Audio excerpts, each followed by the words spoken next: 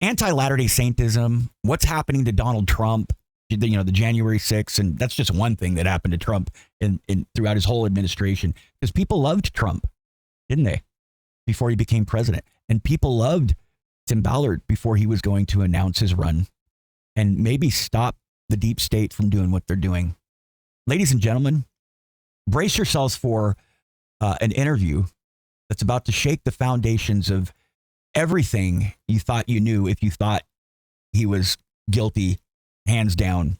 This is definitely unprecedented, because we used to live in a time where people weren't this famous, like internationally. On Tuesday, September 3rd, 2024, the truth will finally come to light.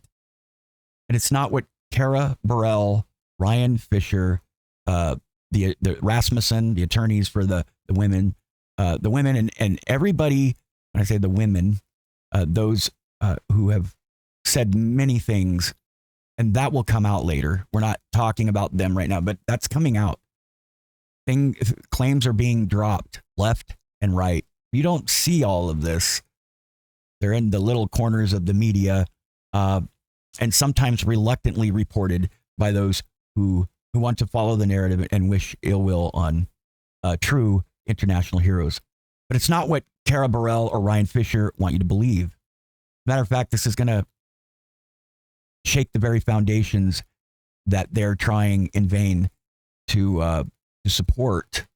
I've had the privilege, amongst many times, to sit down with Tim Ballard, a man who's been unfairly maligned, but continues to stand tall as an international hero. Now, this was done before we had the verdict. We're about to unveil two pivotal issues that will change the narrative completely.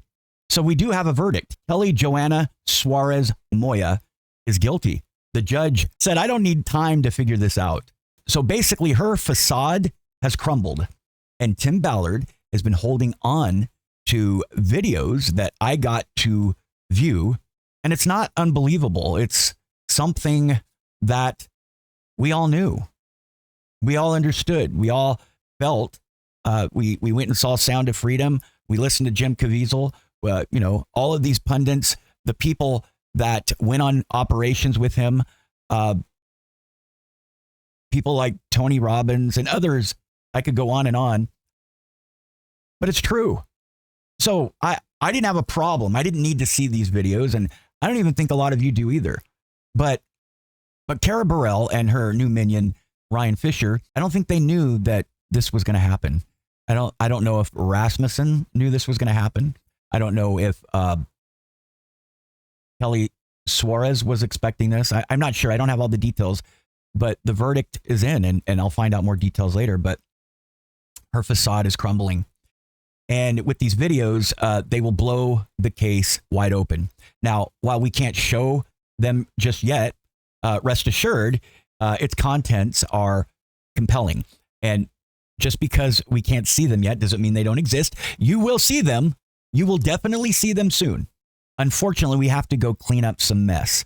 And that's Ryan Fisher's potty. That's Ryan Fisher. He got into the Play-Doh and he got into the Legos and he made a mess. So we're going to come and clean that up. Okay. We're coming to clean all that up in the playroom, because this isn't a joke. This is not a joke. You can't play with people's lives like this. That's not all, folks. We're taking aim at false narratives being spun by those who seem to have no regard for truth and have no regard for integrity. And Ryan Fisher, alongside with anti-Latter-day Saint podcaster Kara Burrell, embarked on a misguided crusade against him. But how far can they really go? Brigham Young stated that truth is calculated to sustain itself. These attacks aren't just personal, brothers and sisters, but they're driven by greed and a relentless pursuit of power. It's time to call it what it is, because the same people that say they stand for truth don't. Tim's team has had enough. I've had enough. We've seen the incredible work that he's done. And we're not going to let these unfounded allegations overshadow his accomplishments. So get ready. Tim's about to expose the truth and dismantle the deceit. countries like Colombia in South America and Central America, they don't play games, man. They don't play games. A lot of them aren't motivated by the political correctness going on here. I'm recording this opening monologue the day of the verdict. Him and I sat down this last Friday and Saturday. We didn't know what was going to happen. So if you see that we're talking about the verdict as something that didn't come yet, well, it hadn't. But thankfully, we have the news. I'd also like to shout out Aerial Recovery, the anti-trafficking group that Tim has been working with. That's Aerial Recovery. The truth is coming, and it's going to change everything. Stay tuned, because this is one revelation you do not want to miss. Okay, brother, how you doing? Great. How are you doing? I'm doing great. Excellent. So let's just dive in. Let's dive in. There's many things going on. You went to Colombia recently, Just right? got back late last night. Yep. Now, what's the scoop, man? What's going on there? Moya. What's her full name again? Kely Joanna Suarez Moya. Right. Kely Joanna Suarez Moya. For those of you who have seen the movie Sound of Freedom, she is represented. She's a real person. The whole movie's real. They're bits and pieces of real things that happen, different operations. Yeah, I mean, it says based on a true story. So, of course, there's creative license and so forth. Well, yeah. They changed the names of everybody, but yeah, it's based on what happened in Colombia. Exactly. 11th, 2014. Yeah. And so the female that's depicted in that movie, she is the trafficker. She is at the beginning. She's the one that's getting the kids in for these false glamour shots. And then they are taken into captivity. She's also the person that the big sting operation at the end on the island. She gets arrested. Yep, she gets arrested, and that's all real because you can see and I keep saying real because, people are trying to say that people are in denial of reality. Well, she's suing me in Angel Studios for defamation, saying that she wasn't a trafficker. And the timing's so interesting, right? Because here she is in the middle of her criminal trial. It's happening. In fact, today is the last day of the criminal trial. So anyway, yeah, I mean, she's suing me for defamation right now in Utah courts, claiming that she was totally innocent bystander, and that actually I'm the trafficker. Yeah. It's the most screwy thing I've ever seen. So I went down to Colombia and was actually able to show the reporters what I've shown you. We've been asked not to show the footage because until the trial's over, right? Right. And it's funny because one of the attorneys representing her up here in Utah mocks me in the press because I just want to be famous, and so I bring cameras everywhere. How ironic, I bring cameras on operations because I understand how law enforcement operations work. There's a reason why cops have body cams. There's a reason you film undercover operations so that people like these attorneys, in this case, Rasmussen, mocks me for bringing cameras. It's like, really? Thank goodness I did so that I can disprove all the things that you're saying about me, right? I mean, her own attorneys have gone down to Colombia and called me a trafficker, that I trafficked these kids, or that we paid these kids, and it was all fake. And so I had the great opportunity to go down there and talk about how the fact that my team was there, the entire CTI team, who runs the case, by the way. They're the ones, it's their case, not mine. The U.S. Embassy was there, Homeland Security was there, CBS News was on the ground there as well, on the island. But somehow I managed to fool everybody and paid everybody to be actors to come up on this island. I mean, it is one of the most bizarre stories, allegations that I can't even think of, and so easily disprovable that it's just it's frankly embarrassing. Embarrassing for them. Yeah. And the trial's going on right now, and I like I did with the Columbia Press, I provided that footage to you, the undercover footage. You saw it. I did. Yeah, we haven't really talked much since you saw it, so no. And I know half of it was in Spanish, and I had a friend of mine who knew Spanish sit with me, but part of it is in subtitles. And like Tim said, we have been advised not to show that right now, but we can talk about it. We can definitely talk about it. Now, is that... We will show it. We'll show it after the trial's over. Right. So I wanted to bring up, did she come up with... You said that she was in jail for like 18 months. And the reason is because if you don't go to trial within those 18 months, you have to be released from... Basically got bombed, yeah. Okay. Now, as she's been out, whose idea do you... I don't know if you are allowed, if you should talk about this, but whose idea was it to come up? Was it her idea to decide, hey, I'm going to play the victim? Or was this something that you feel was orchestrated by another force? Well, I think I can safely say that when all these false allegations came out at the same time and all of a sudden she appears out of nowhere, I've been accused of pretty much everything but murder by different people, after the success of Sound of Freedom. And then she jumps on with the same lawyers. It's important. The same attorneys, Rasmussen and Mortensen, who represent the cases, which, by the way, if you're following the news, you'll see that pretty much every hearing that has happened, every time we've had to go before a court, we have won. We had a couple of victories that'll be in the press pretty soon. Yeah, definitely. There's no evidence because they are not telling the truth, obviously.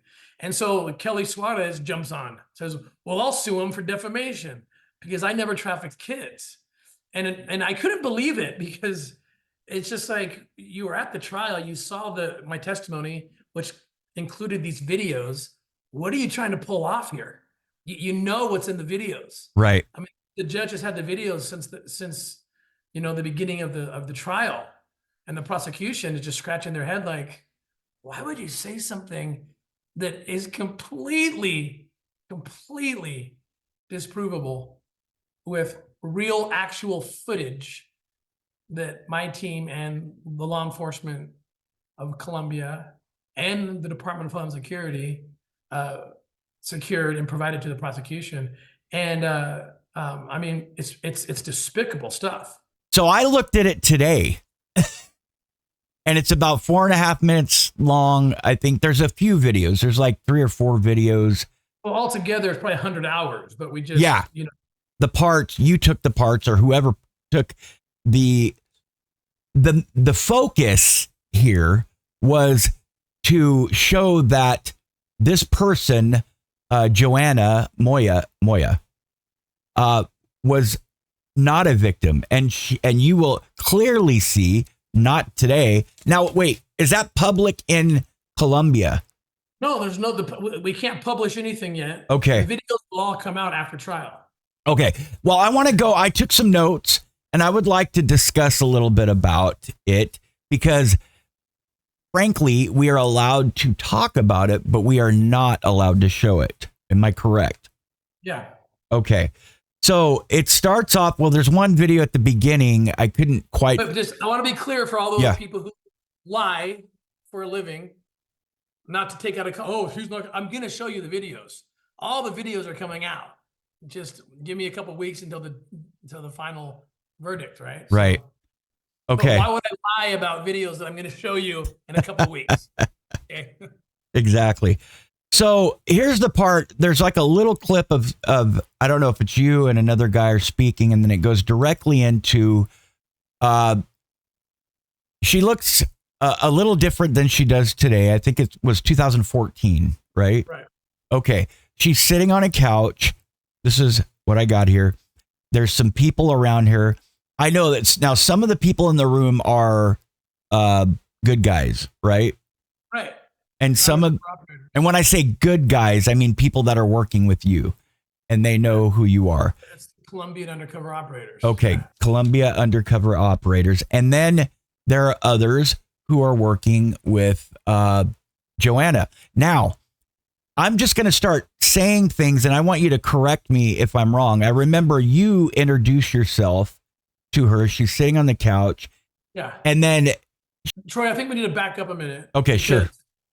They want to frame me as if I somehow recruited her, either paid her, recruited her, tricked her, or whatever. And this whole thing about, oh, you created demand. You gave them so much money up front that they did things they otherwise wouldn't have done. This is why there's this clip of the beach scene. So to tell you how this case started was the Colombian prosecutors asked me to go to this beach called Playa Blanca. Okay. It's part of a series of islands, about a 40-minute boat ride from Cartagena called La Islas Baru. So they said, just go sit on the beach and see what's offered to you because we keep getting reports that children are being sold for sex on this beach to American tourists. So you literally saw the footage of me being approached by this person. Oh, okay. I didn't quite understand the context. Now I do. That's okay. where it starts. And it's important that you understand that's how it starts. Okay. I don't go around saying, hey, who's got 12-year-olds? I got money.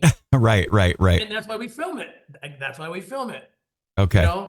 So you see this guy coming up and he says, hey, I got girls for you guys. And you hear me say, what exactly do you have? What exactly? That's right. Okay. I don't say, do you have 10-year-olds? I just say, what are you talking about? Describe these girls. And he freely, rapidly, without blinking an eye, says, I got girls 13, 14, I'm like, wow. And he actually said, I got them right here. You could go right now. And I said, no, I can't go right now. Of course, we're filming this. I got to get going, but let's stay in touch. And I turned to one of the Colombian operators who was pretending to be like our taxi driver, or whatever. Said, yeah, hey, this guy kind of works for me down here. So talk to him about what you got. And maybe we can, arrange something for later because I got friends who are into that. So we left it at that. And we give it to the prosecutor. Now remember, this is not my case. It's being painted by these people who are untruthful and trying to get money as if I somehow am the dictator of Colombia. I don't make charging decisions. I don't even know every detail of every part of the case. Right.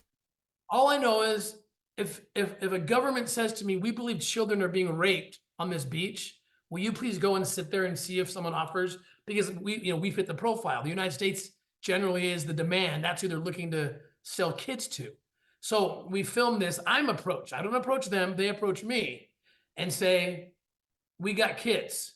So I take that footage back to the prosecutor and I said, your hunch was right. Your intel seems correct. They're selling kids. And here's the guy that approached us. He calls himself Fuego. And they said, thank you very much. We're going to pursue this case. And because I introduced this person trying to sell kids to me to the undercover operator, they then begin their negotiation. Okay. So a few weeks later, they call me back and I say, Tim, they know you as the American client that has the American friends. And this guy Fuego wants to introduce you to his partners because apparently it's a ring. They work together. They pull all the kids they have under their control and they bring them together. So please come. He wants you to go into his house, which is very dangerous, by the way. You like to meet them in your territory. Right. So we go in with our operators. I can tell that they're armed. I can see that they're carrying on their ankle. And it's a very, very dangerous situation, that scene you're talking about. So we go in and we're introduced to the people who will provide these children. Okay. So again, this isn't something like a one-off. Right. This is something you guys do. That's why he approached me. It's very important. Okay. And I'm introduced to Kely as one of the people who's going to bring the kids to the party. So does Kely work for Fuego? They said they were partners. They're all okay. partners. So this is the first. So this beach scene is important also because this is how you are introduced to Kely. Correct. I Right. didn't go seek her out. I show up to a trafficker's house who's basically told me I'm a trafficker. Come meet my partners. I don't know who's going to be there. Anyone could be there. But I walk in and say, this is Kely. She is a model. She was Miss Cartagena in some pageant, and she's gonna also supply the kids that, along with Fuego, and then I'm introduced to a guy named Samuel and a guy named Edward, Mhm. and they're all saying, all of us together are, we together work together to bring you kids for sex. Now you said, this is Jefe. Are you talking about?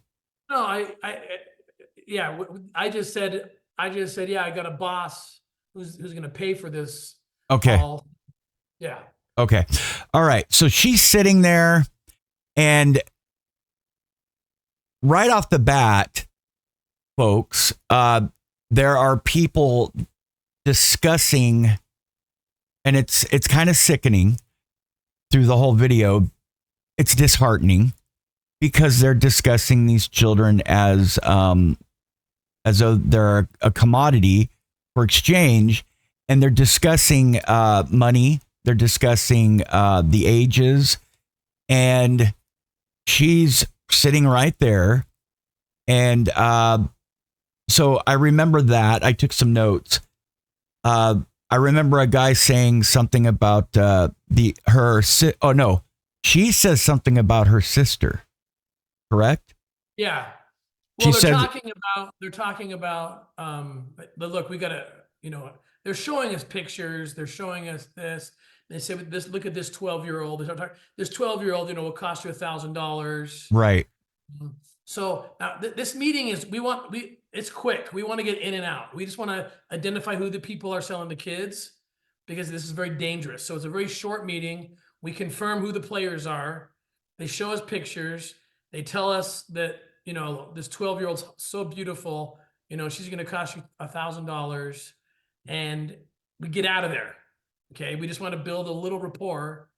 And then we go to the prosecutor and say, step 2 is done. Here you go. Fuego has now introduced us to his partners.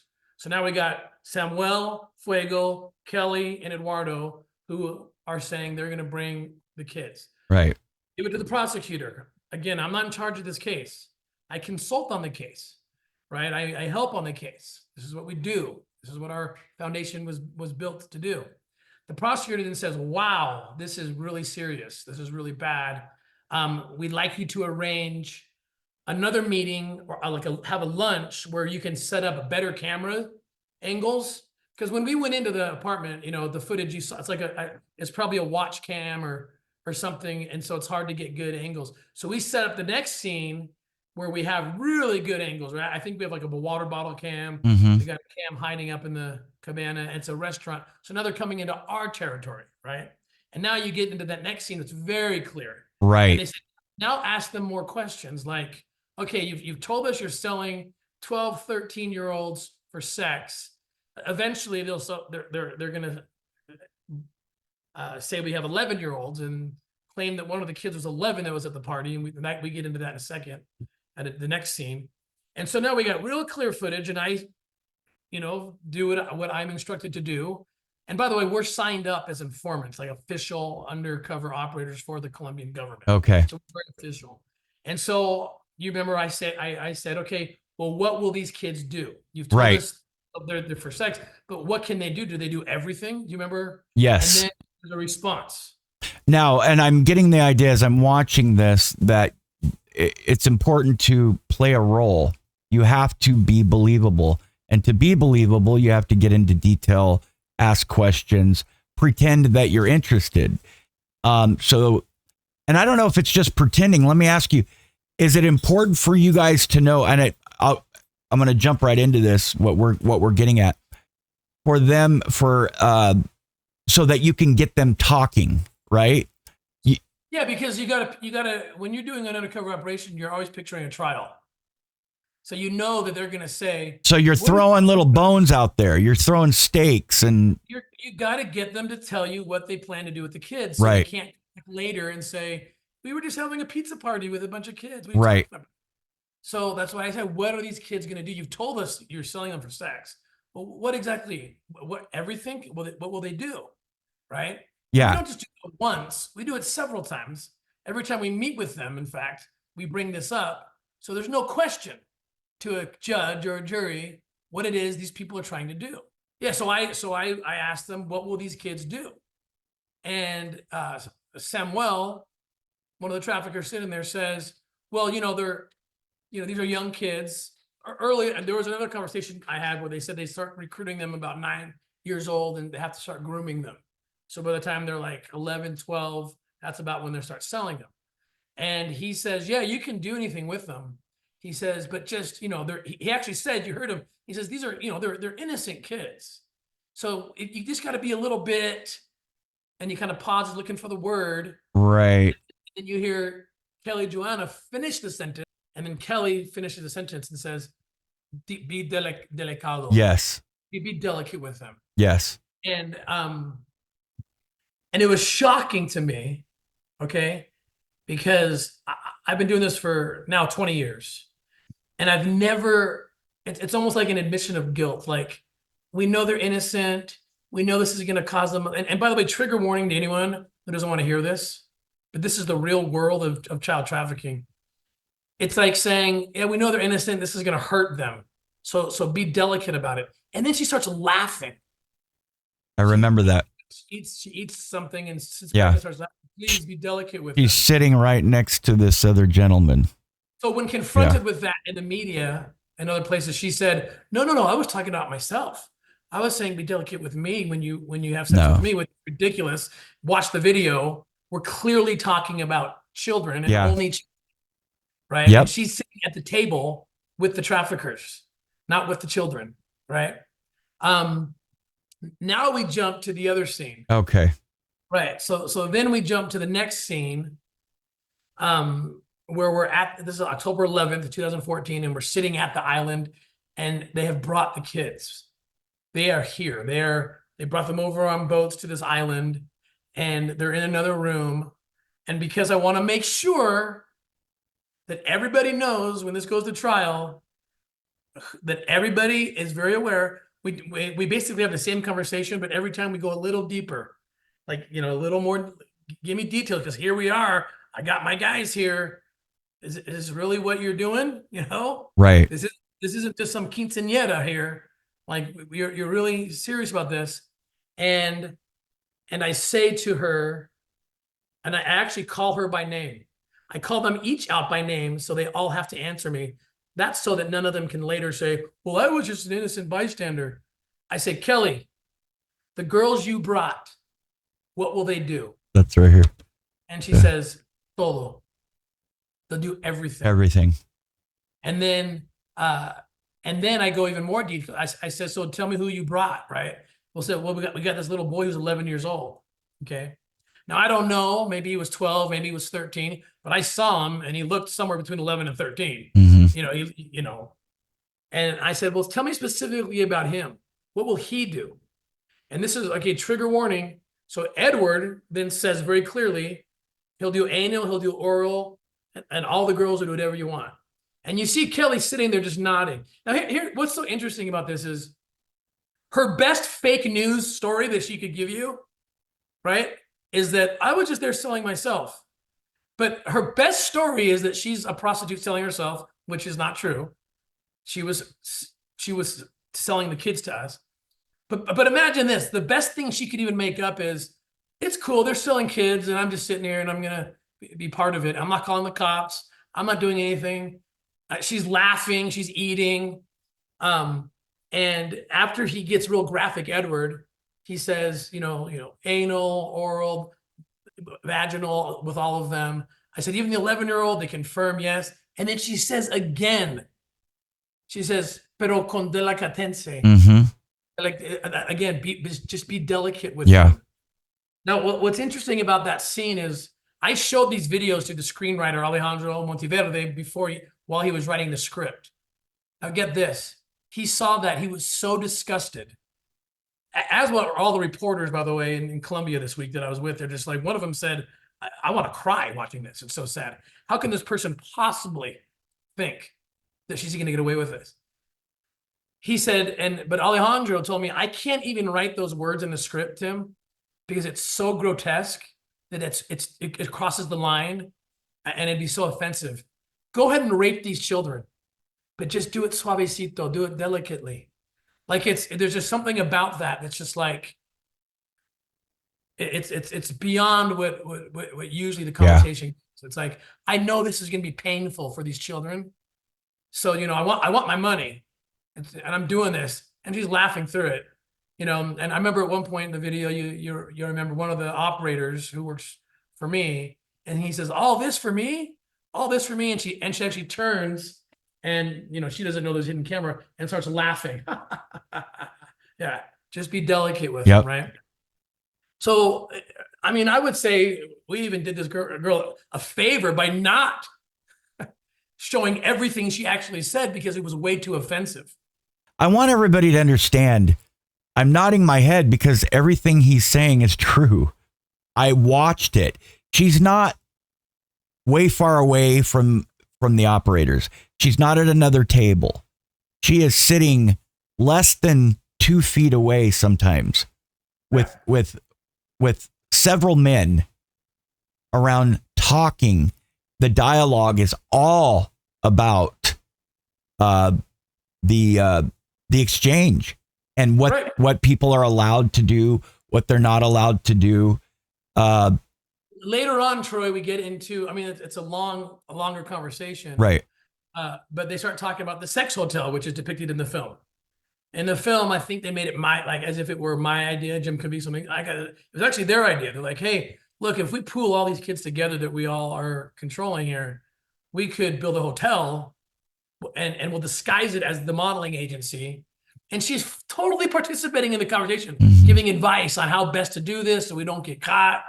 I mean, I don't think I've ever seen a case with such overwhelming evidence, right?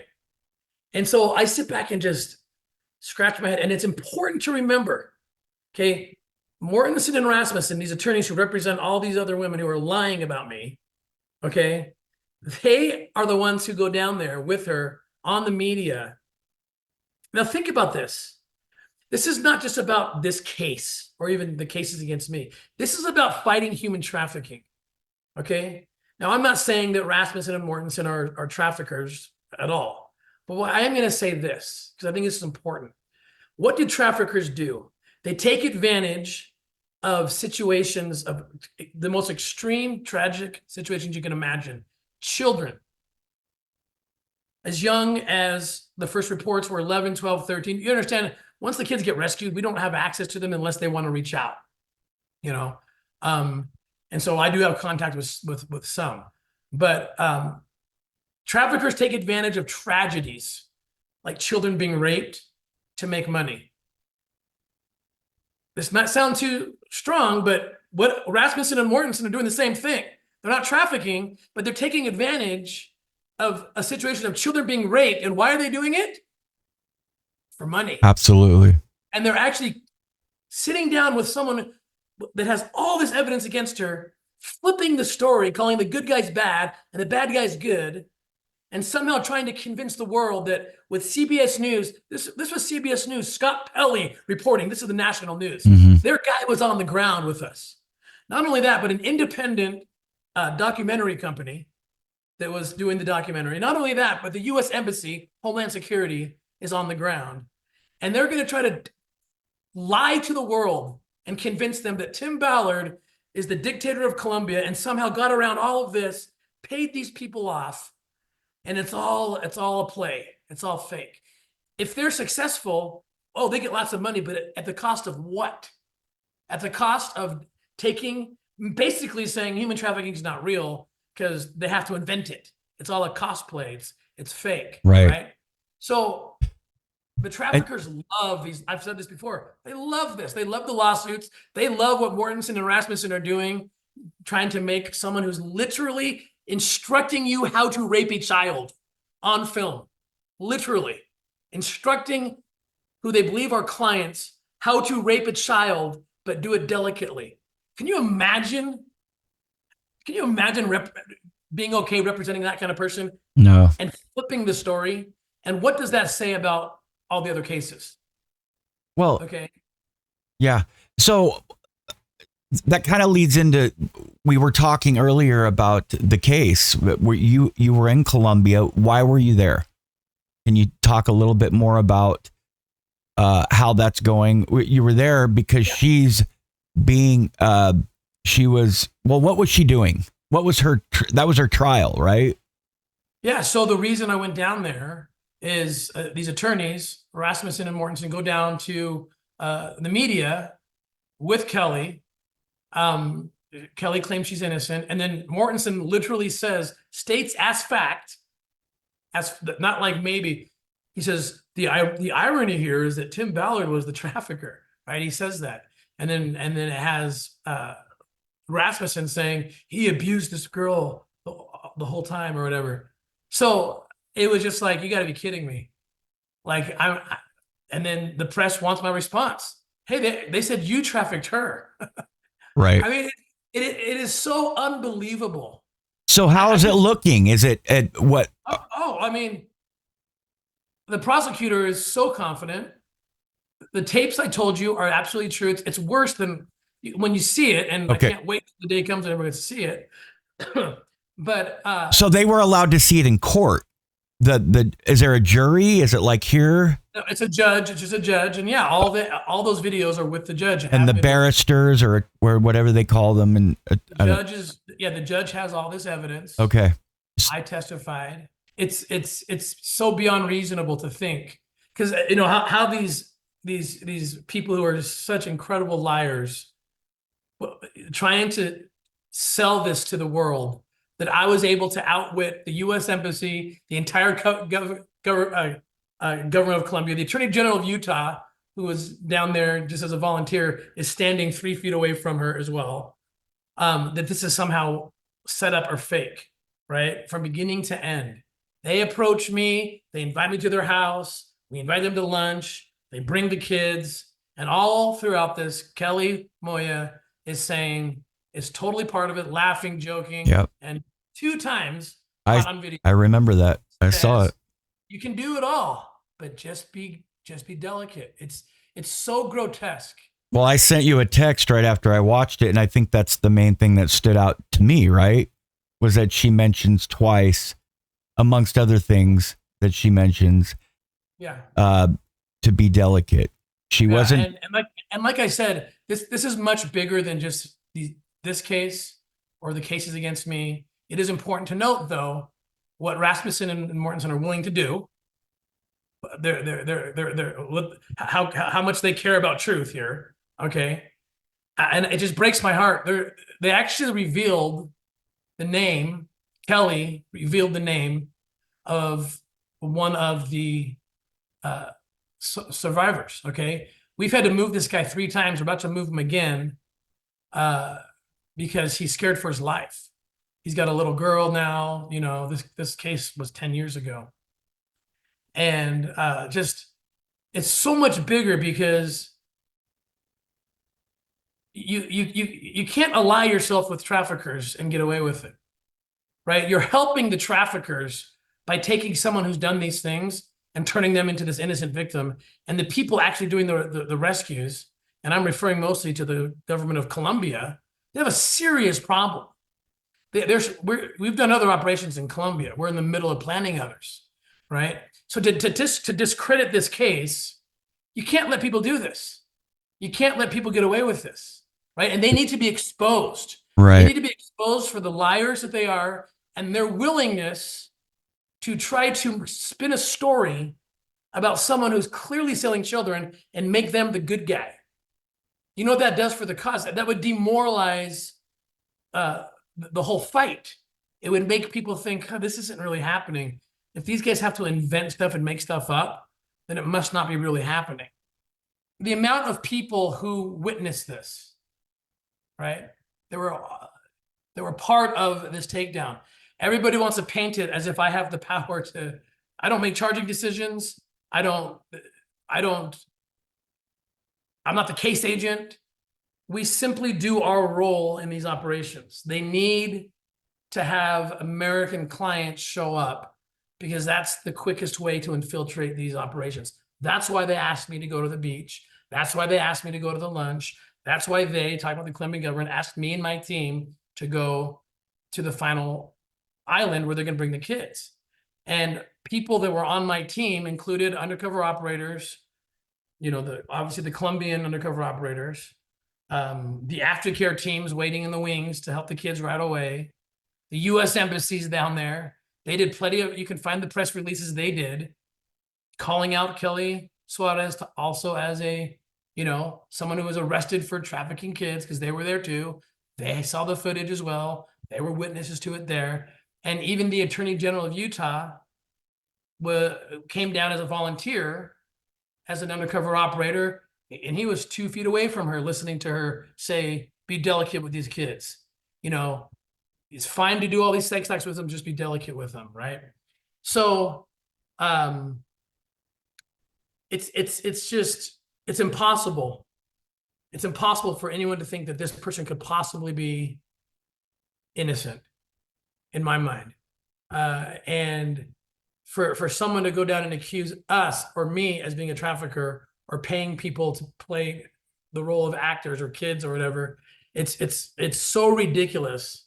And it would be funny if it wasn't for the fact that what they're doing is helping the cause of human traffickers. They love it. Right. They would love for the world to think that, hey, look, you gotta make this stuff up because we're not doing anything bad down here. And that's what this case to me is about. It's a much bigger picture. And I think in the end, what these Utah attorneys are doing to this girl is she's gonna rue the day that she ever met them. Oh, absolutely. They go and put her on the press. She could have done her time and just kind of quietly lived a life. She's now going to be known as, she's going to be a more famous villain than she otherwise would have been if she didn't try to sue me for defamation, which caused me to react and go down to Colombia and tell the people what's going on. Yeah. And in the end, it's going to be a net positive, I believe, for us, because now people are going to be even more upset.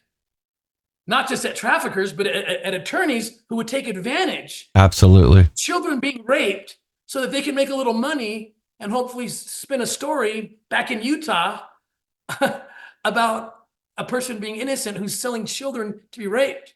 It's quite a drama. It's unbelievable. But I'm actually grateful in a weird way that it happened, because all it's going to do in the end is prove how legitimate our operations are and how important this issue is. Mm-hmm. It's already happening. Government officials, when I was down there, they found out I was down there.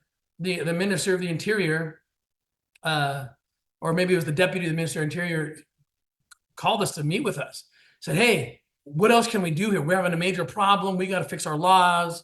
We saw the movie. So this is a big deal. And Kely going on and spinning a story, and these attorneys from Utah spinning the story even deeper, calling me a trafficker. It's only gonna, in the end, I think it's just gonna show what a big deal human trafficking is. And now there can be kind of outside accomplices. Maybe they're not human traffickers, but they're helping by going down and trying to spin a story. You know what I mean? I mean, it's one thing, everybody needs a defense attorney if you're guilty or not. I agree with that concept. But this is outside of that. This is, hey, let's bring Kely on the news and sue Tim Ballard and Angel Studios for defamation. That's a different level. That's a level that the traffickers are just going, yes, I hope they pull it off. But they're not going to.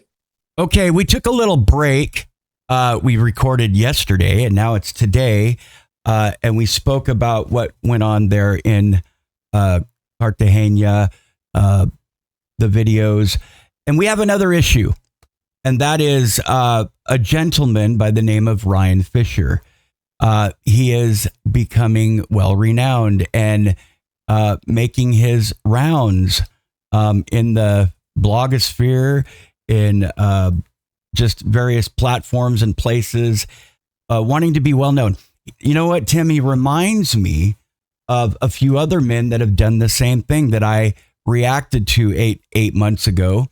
And I'm not going to name any names because people know who I'm talking about. But it mimics a resonance of jealousy, animosity, and just everything that is not good and wholesome, and a person that wants to, like I said to you earlier on the phone today, people, the one thing that Ryan and Moya have in common is they're angry at the man that brought them to justice. And people are like, well, what do you mean Ryan Fisher? Well, we're going to get into it right now. So what I have, Tim, is I have a, what's it called again? I think it's his statement, his sworn statement under penalty of perjury. Okay. Now that was under penalty of perjury being the operative part of that sentence. Got it. Okay. So let's pull that up here. And would you mind going through it with me, Tim? So Sure. that, and the point is we're not here to, well, because I see us as the good guys, okay? And the good guys don't normally go, ha, ha, ha, and laugh at people's demise. But as we know, Ryan is, amongst other people, not, we talk about Hail Marys, right? He's really going for broke, and he's hoping that things are going to work out in his favor. But I don't see that.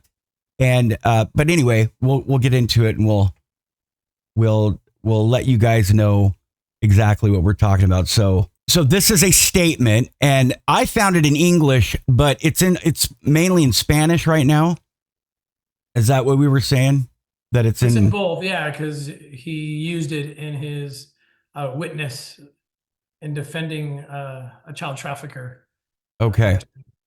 All right. So let's go to the first page. And do you mind reading it, Tim, and discussing what, or I could take turns reading it with you if you run out of breath. But I want people to see, like I said, we're not trying to make fun of somebody's character, but it's ridiculous. He's going on a podcast that I'm not going to name because I'm not going to plug this person. But a lot of you know, if you are my subscribers, who I'm talking about. And this is going to point out the ridiculousness and the maybe even to the point of incriminating himself if he's not careful. Perjury's a real thing. Yes. A real thing. Yeah. Yep. That's what we're talking about. So without further ado, let's get into this, starting now. Well, it starts off by saying, I, Ryan Fisher, declare as follows. And this first point is very important. I have personal knowledge of the facts stated herein. This is very important because later on, he's going to admit in court, also under penalty of perjury, that he didn't have personal knowledge, but he heard it from the attorneys defending. Right. That's his personal knowledge. So there's one obvious piece of perjury here. And I want to say perjury is a very serious thing. It's a felony. I mean, but he says, I have personal knowledge of the facts.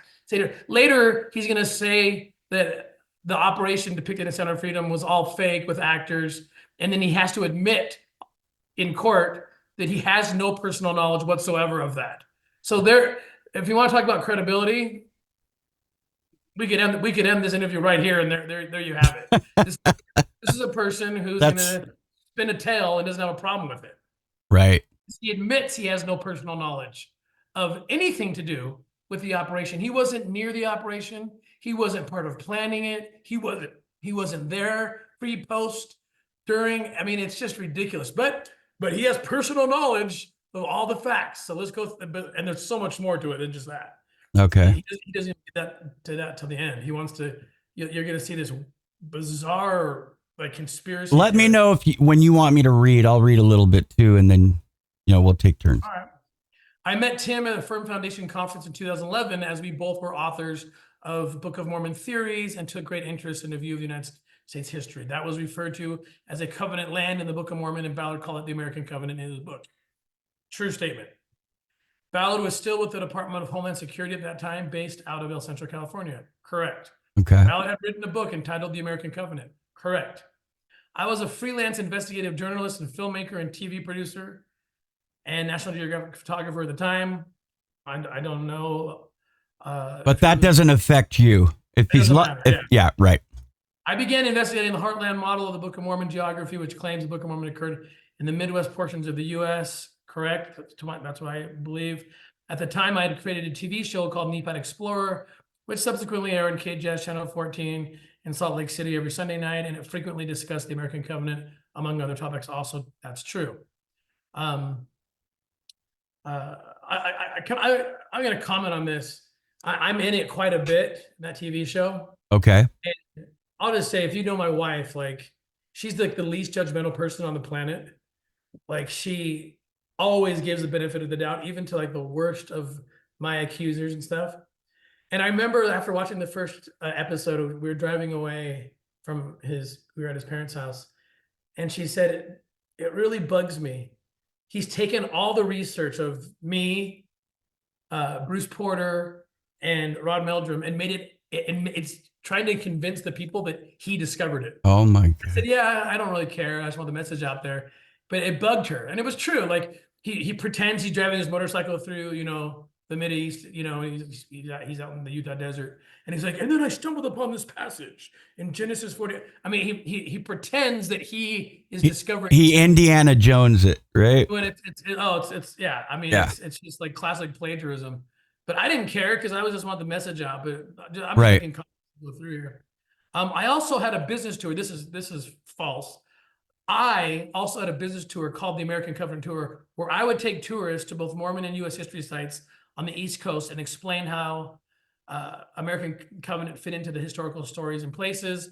I began having Tim on my television show. Let me talk about this. He said I was aware that he was doing tours in the Heartland model, wherever he was. I wasn't part of that. The American Covenant Tour is called the American Covenant Tour because it's based on a book called The American Covenant, which he just referred to as my book. Okay, so he's gonna lead you to believe, as you read through this, that he had this tour company and invited me to join it. It's complete falsehood. Right. First time he ever did the American Covenant Tour was with his partner, Tim Ballard, because there was no tour without me. The whole entire thing was based on my books. Okay, I was the lecturer, and he was the logistics guy. And we'll get into this later but just know this is well, and I had discussed that before on a previous podcast as well. So that knowledge is, I'm privy to that. It was an agreement on a handshake. We'll do this. I'll trust you. Part of the logistics is he has control of the finances. So I just trusted him. And at the end, after all the costs were done, we would split 50-50. Whatever was left over. So this any idea that this was his tour that he invited me on is completely false. Right. Everybody who was involved knows that. The first time he did a tour starting in Boston down to DC was with me as his 50-50 partner. Okay, we'll get more to that a little later. Gotcha. I began having Ballard on my television show. At this time, Emerson Ballard of the Quorum of the 12 Apostles reached out to Ballard and asked for his help in locating Marty, not Marty Gardy, who was an LDS boy in Haiti who was kidnapped. This is true. Okay. Ballard did ask me to come in. I was still working for the Department of Homeland Security. He said a little boy was kidnapped from church premises in Haiti. Would you look into it? And now and this isn't really, I don't know, it doesn't have anything to do with the case maybe, but that was very sacred and private at one time. And now it's been made public because he made it public. Sure. Right. And so in my understanding, the Ballard arranged a search in Haiti for Marty based upon Elder Ballard's request. The search was unsuccessful and Marty remains missing today. This is true. We continue to actually look for him. We've actually, interestingly, rescued, I believe that the count is in the hundreds.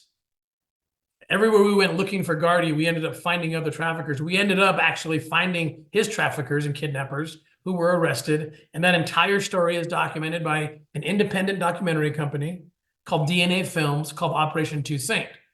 So in our search for Gardy, we ended up rescuing a lot of others, got the captors. but we still look for this little boy today. And I still, to this day, and my family prays for him, that we will find him. But he Right. has actually led us to other places and other bad guys and rescuing other kids.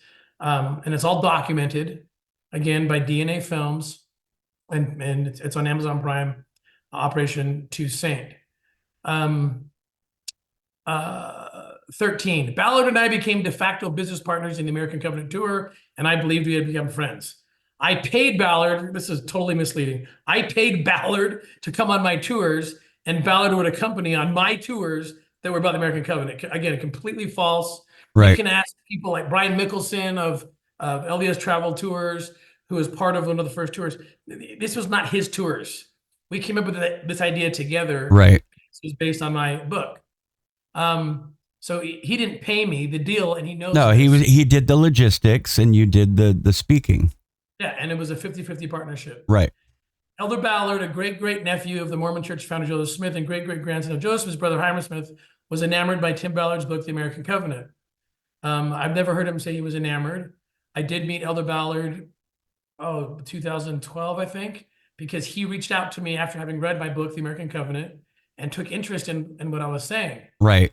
That's when you brought your dad with you. I know Catherine talks about it. My dad with me. Because you were scared.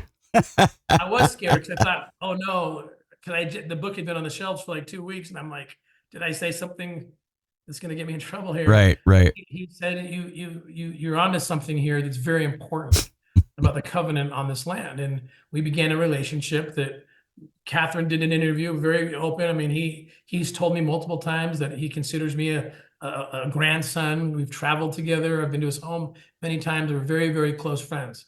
And in fact, I never went, he's the first one who went public with it when he gave a talk back in Boston. Ryan talks about this later, said it was at BYU, Idaho. I don't know where he got that information. There's photos of you guys. There's public appearances where he's standing with you in different places. Yeah, and he actually mentioned me in a talk. Right. Because he had asked me to take him on the tour. It was just him and some close family and friends, and we took him to those places that I write about in my book. Right. At the time, both Ballard and I shared an interest in the book Visions of Glory that was published in November 2012, and I became aware that Tim Ballard was getting counsel from the author of Visions of Glory, Tom Harrison. I did read that book. I found it very intriguing.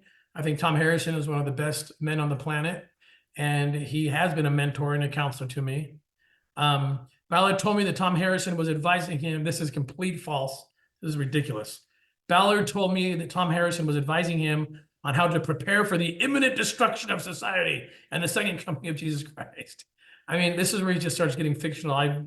He wasn't preparing me for anything like that.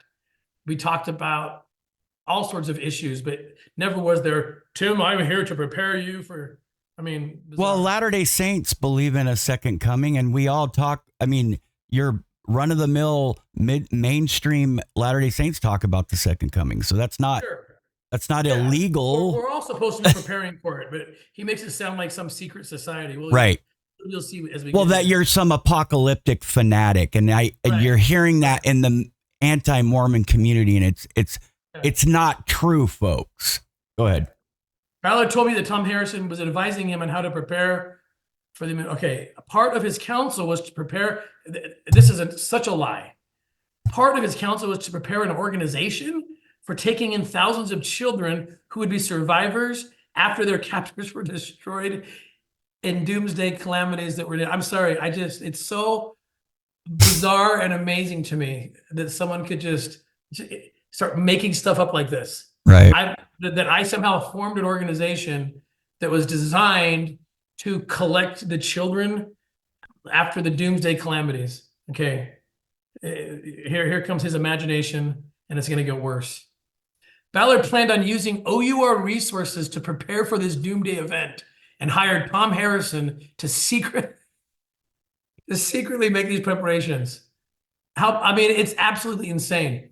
OUR did hire Tom as a contractor to help a single survivor who that's what Tom's profession is or was a clinical psychologist to help people who have been through great trauma. Right, right. The only contract he ever had, it was very short-lived, and it was for one person, and that was it. Well, and I've spoken to many people about Tom Harrison because I had to do my homework several months ago that the anti-Mormon community paints a picture of Tim Ballard with visions of glory, like that's your handbook.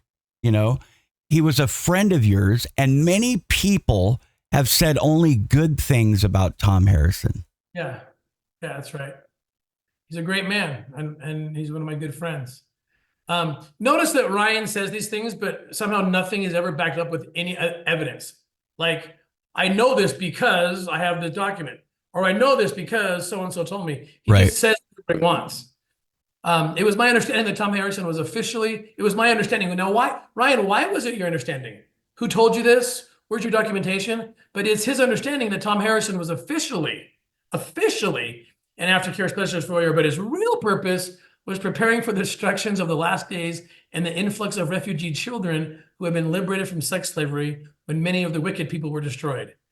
Ballard received counsel from both Tom Harrison and Elder Ballard, both of which he considered to be prophets. I sustained and still do Elder Ballard as a prophet, seer, and revelator. Yeah. Tom Harrison as a very inspired man. With in my belief, he has very spiritual gifts. This is overstated. I don't know that I've ever said Tom Harrison is a prophet. I don't know what that term means. Yeah, well, as all anti-Mormon rhetoric is, like you and I talked a couple days ago, and I said, look, Tim, this is what we're seeing now. It's spinning into just anti-Latter-day Saint stuff. Oh yeah, well, that's what this is. This is right. Ryan's using me to try to hit the church. Exactly. Very exactly. obvious. He's very anti-Mormon. Elder Ballard would have regular meetings with Ballard and discuss how to bring Mormonism into American evangelical homes without evangelicals realizing such. Total lie. 1,000% lie. Elder Ballard was interested in finding and helping children, and he was interested in the message that there is a covenant on this land and that all people should learn about this, that it's time to turn the nation back to God. And he made that very clear in the speech he gave in Boston, in which he, actually cited me in the talk at least twice, because of the things that we had learned together, and the trip I took him on. Right. I was in meetings with general authorities of the LDS Church, including Elder Ballard, and had many discussions with Ballard in which he relayed various plans Elder Ballard and the church formulated to use Ballard and his message to infiltrate evangelical American culture in an effort to influence their perception of the Mormon church. Again, completely false. And I would love Ryan to say, I was in meetings with general authorities. Who? He was in one meeting that I unfortunately took him to at one point when we were doing our tours, thinking that, Elder Ballard might have some insight into how to make this better or how to get the message to the public, because Elder Ballard's never said anything about trying to make more Mormons. He just wanted the nation to turn back to God. Read the talk. Maybe you could put a link to the talk he gave. Sure. He's asking the nation to turn back to God, and he saw that the things I had written might be an effective tool in that. And that's it. There is never any secret plans to and Ryan will contradict himself in a second here. That actually proves my point. Okay. To accomplish this, they proposed, here it is. To accomplish this, they proposed scrubbing the internet of Ballard's Mormon beliefs and background and publish a non-Mormon version of the book. Okay, well, it is true that I published a non-denominational version of the book called The Covenant. And that was a suggestion that Elder Ballard had because he said, to reach out to more people. Yeah, because he wants more people praying to God. He knows that people outside the church aren't going to probably jump into my books that are based in the Book of Mormon. Right. And that was it. But here's what's so funny. We got to scrub Tim, right? Later, you'll see him contradict himself in a few paragraphs where he says, Elder Ballard wants to put me on BYU TV and wants Deseret Book to publish my books, which basically screams Tim Ballard is connected to the Mormon church. And yet at the same time, he's supposed to be scrubbing me from the church. one of many contradictions that Ryan Right. is proving who he actually is and what he's trying to do here. Elder Ballard of the Mormon Church also created a plan to make Tim a celebrity and American hero by helping him launch a nonprofit called Operation Underground Railroad. The Church of Jesus Christ of Latter-day Saints did absolutely nothing, nor did I ask, nor would I even have wanted them to have anything to do with me creating Operation Underground Railroad.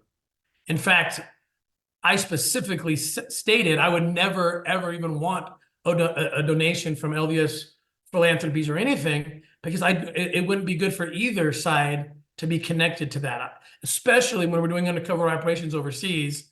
And we would hate for the missionaries, the LDS missionaries, to be accused of being operators or something. Right. So the church had nothing to do at all with the idea or the creation of OUR, nor was there any conversation about trying to make me famous. Elder Ballard issued requests of various wealthy and influential Mormon individuals and organizations asking them to fund and help launch OUR. Never happened. In fact, it was like intentional. No. Never happened. Give me the names. Give me the people. Who? To my knowledge, unless he did it behind my back, Elder Ballard never asked anyone for money for OUR. I can't think of any time where that was even a possibility. No. Because we had talked about these. You don't want to. We don't want to be connected. It's not good for either side to be connected. Well, that's not how the church operates anyway. And people that are active in the church, they know that. That's just not how the church operates, period. One of these contacts was Glenn Beck, who was propositioned on hiring Ballard. Completely false. That's easy. Just go ask Glenn. Me and Glenn have never talked about him hiring me for anything, for any reason. So it's like his imagination just crazy here. To work for his company, Blaze TV, full time to provide Ballard an income while he transitioned from quitting DHS and launching his own organization. That's completely made up out of whole cloth. Never happened. Not even a suggestion, not a whisper, not a discussion. Elder Ballard and the Mormon Church were primarily interested in building Ballard into an American hero so they could take advantage of the fact that later it would reflect well on the Mormon Church and help their long-term goal of assimilating into the family of American evangelical churches. I've already addressed how incredibly false that is. The Mormon Church, however, has stated consistently that Elder Ballard's interest in helping Tim was a shared interest in helping vulnerable children and people around the world who have been trafficked, which was not the primary focus of Ballard's career or the Mormon Church's involvement from my perspective. My objective, starting OUR, was to rescue children from sex slavery. We have documented it. It's clear. Thousands of women and children have been rescued, assisted, liberated by OUR, by Area Recovery, other organizations that I've worked with, consulted with. That's the goal of OUR. No OUR funding. No, in fact, we were insistent to make sure. In fact, even a book I wrote called Slave Stealers, which will come up later, that tells the story of the founding of OUR and all this. Even we kept that off. Even though it's the story of OUR, we didn't even use OUR platforms to even tell that story. That's how careful we were to keep everything separate, because I talk about the American Covenant also in that book. Okay, so that's how separate everything was. The primary focus was to make Ballard into a celebrity and American hero and wider non-Mormon American culture. I already talked about the silliness of that. To accomplish this, the Mormon Church, Ballard, and OUR needed Ballard to be perceived as a savior of children. Again, we've already discussed, so stupid, so dumb. And that's also a contradiction to what he said earlier about scrubbing. Exactly. It's full of contradictions. Yeah. The purpose of all the film, he admits here his motive for doing what he's doing. It's so obvious to the objective reader. We'll get to it. Why is he doing this? Why is he going down and testifying in favor of someone who's... The purpose of all film projects Ballard engaged in was to accomplish this perception, persuade others to donate money to Ballard's organization, and ultimately accomplish the public relations goals of the Mormon Church. There couldn't be anything more false than that. Again, OUR was established to save children, and we've proven that we did that, period. To my knowledge, this plan was never made known to OUR's donors or to those who donated to other organizations Ballard oversaw. Again, I'd love to see some proof. Where did any OUR donor dollars go towards promoting anything other than rescuing children?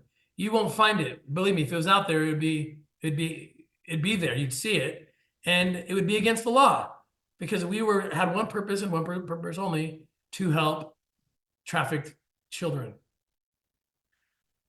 Once Ballard was a household name in evangelical homes, it would be revealed that he was a Mormon, and he would bring evangelicals to believe in who likewise believe in American exceptionalism into the Mormon Church, accepting the Mormon. But again, a contradiction. I thought I wasn't supposed to be known. The plan was for me to be scrubbed.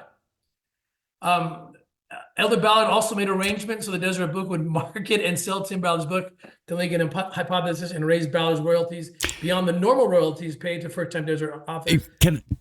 Can I say something real quick? It almost seems like he had this idea of his own, and then like he had this somewhere, like this was his plan to do something like this. As a journalist, a freelance journalist, and when someone calls themselves a freelance journalist, you can imply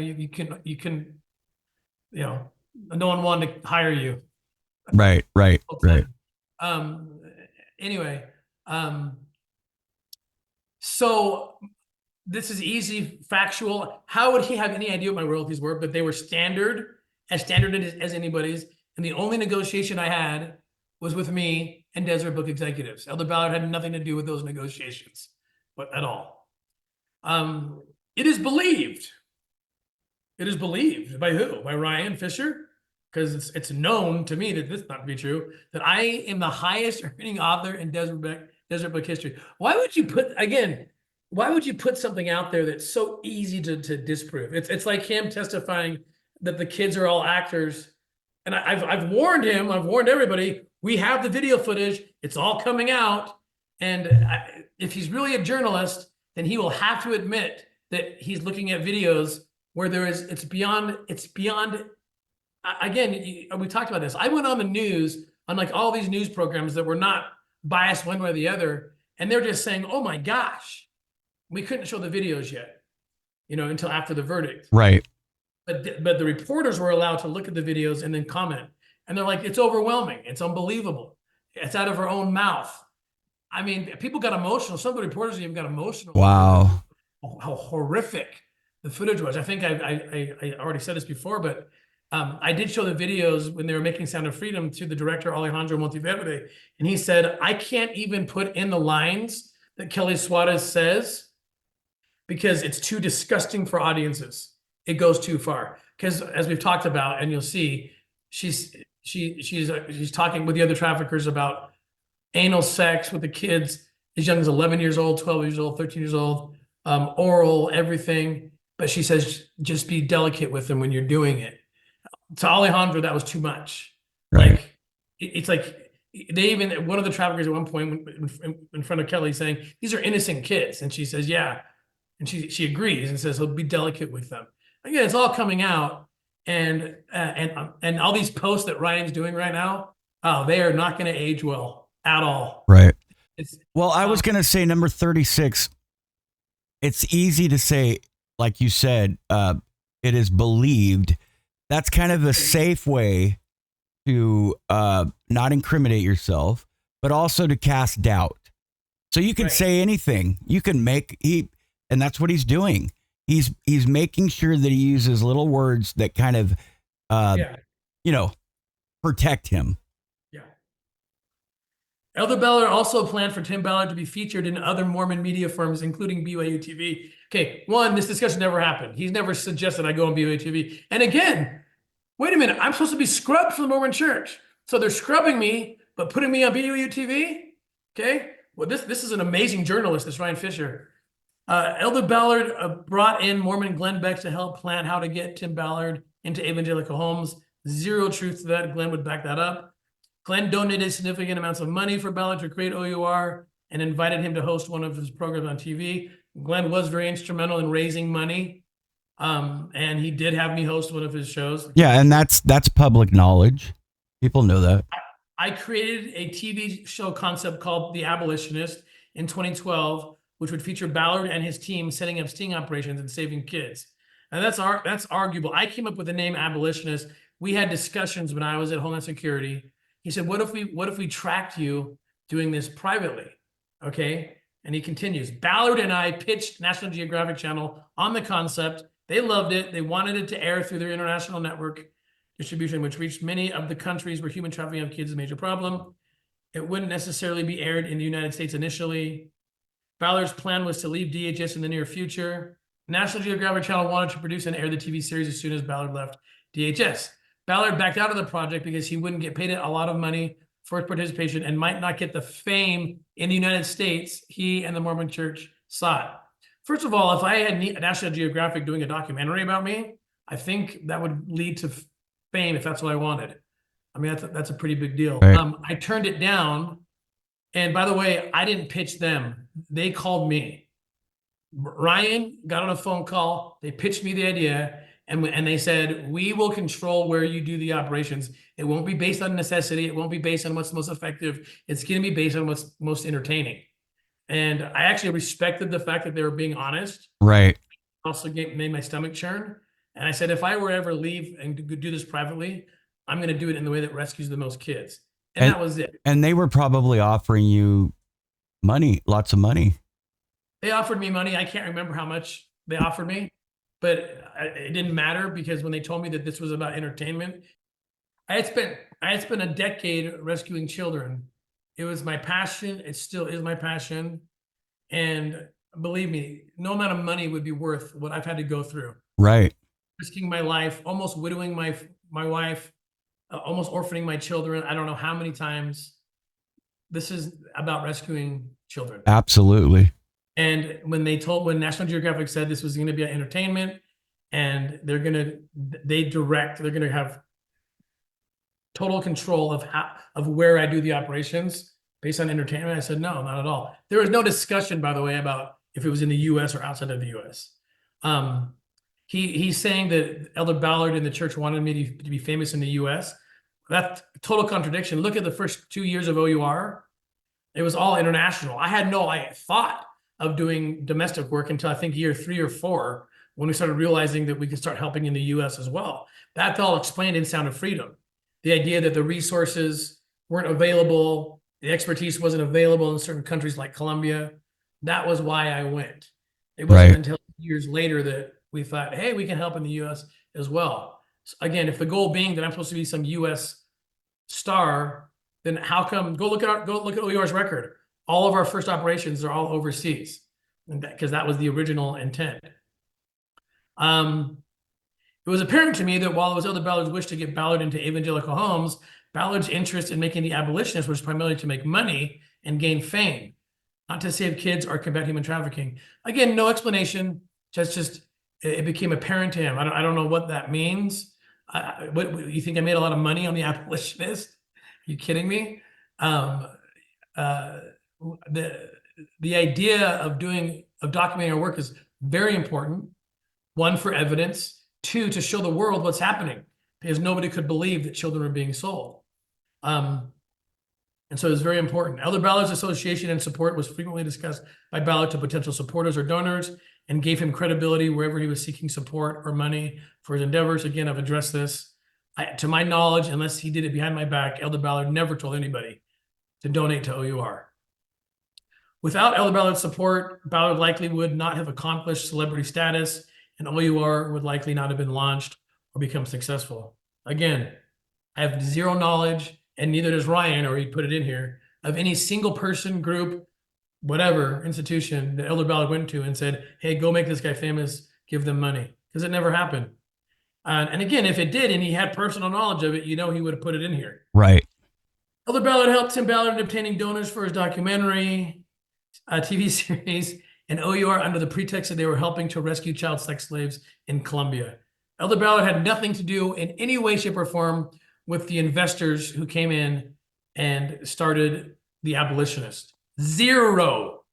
He didn't meet with them, to my knowledge, unless all this was happening on my back. This was completely separate from anything at all with Elder Ballard.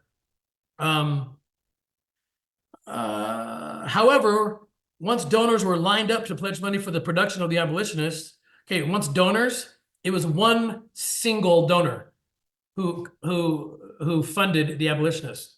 Okay, so right there shows his absolute ignorance. Once donors were lined up to pledge money for the production of the abolitionists, Ballard cut me out of the project and simply pocketed the money and never made anything besides a fundraising movie, which was a flop at the box office and never did anything significant to raise awareness domestically or internationally about the problem. Wow. Of sex slavery. So first of all, let's talk about this. I cut him out of what? So years earlier, he makes a pitch to me that I reject.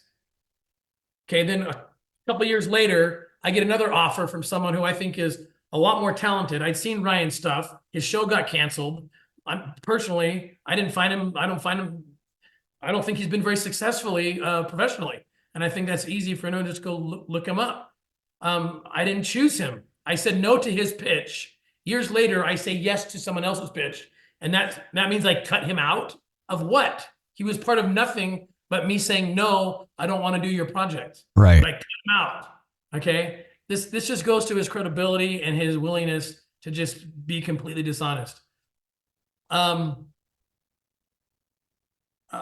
it was a flop at the box office. Funny enough, go check this out. It was a Fathom event. It was one of their more successful events. Over 70,000 tickets were purchased for that one night event, and it was a super success.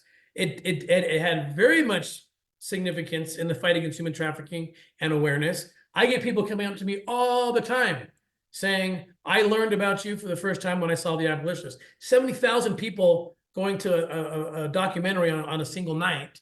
Pretty significant. And then it gets even worse for Ryan because that turned The Abolitionist, some of the same footage and part of the story was turned into another documentary called Operation Toussaint. And I just checked with the producers, and only about 3 million and change have tuned in and watched on Amazon Prime or YouTube The Abolitionist. Operation Toussaint. Highly significant in both awareness and in fundraising that allowed us to rescue thousands now of women and children, and not just our organization, but others as well. So it's just on its face, completely false what he's saying. And of course, that's why he doesn't include numbers. It was a flop. A real journalist would say it was a flop. Only 2,000 tickets were sold. There's no journalist on the planet who would just say this. I mean, I'm talking about a real journalist. Giving specifics. Yeah. Go look it backing up. up. Right. You can go look it up. It's all there. It's public information. How many people? So the fact that he can't back any of this up, notice that everything he says is backed up with exactly zero evidence. Okay. And that film, like I said, has been super significant in our fight to help the most vulnerable children on the planet. After the Abolitionist movie was circulated, other reputable human trafficking organizations denounced OUR's techniques as reckless, dangerous, counterproductive, because they were creating a market for child exploitation wherever they went and trying to solicit children from the promise of a big payday for participants, taking advantage of desperate people in desperate situations. That's just, I don't know where he got that. I'm sure people say all sorts of things about people who are successful.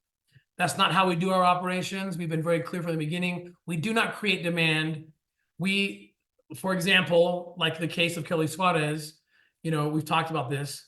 We were asked to go sit on Playa Blanca because the Colombians were getting intel that children were being sold. We have the camera footage of this guy Fuego who comes up to me and solicits me. He says, do you want girls? I said, what exactly, girl, what do you mean by girls? What do you got? It's all in the footage. It's all going to come out. He says, I got 13-year-olds, 14-year-olds, boom, boom, boom. That's how we do our work. Right. We don't go around soliciting. We put ourselves in the positions where we know kids are being, or we believe kids are being sold, and they bring up, if we're solicited, then we follow that lead. That's how law enforcement works. OUR's own employees raised concerns about these tactics as well as misappropriation of funds, but no action was taken directly. Okay, again, a true journalist would say more details about this, but I don't know what he's talking about. What employees? Who said it? Give me the situation. Give me the date. Give me the time. Okay, just another fluff paragraph. Okay, so given the failure of The Abolitionist, and again, I want to mention the executive producer of The Abolitionist is Jerry Molen, the Academy Award-winning producer of Schindler's List and many other films. And again, it was a great success. I want to make another point. 70,000 plus tickets sold in one night. Try doing that with a documentary. Leads to Operation Toussaint, has over 3 million streams. That leads to Sound of Freedom.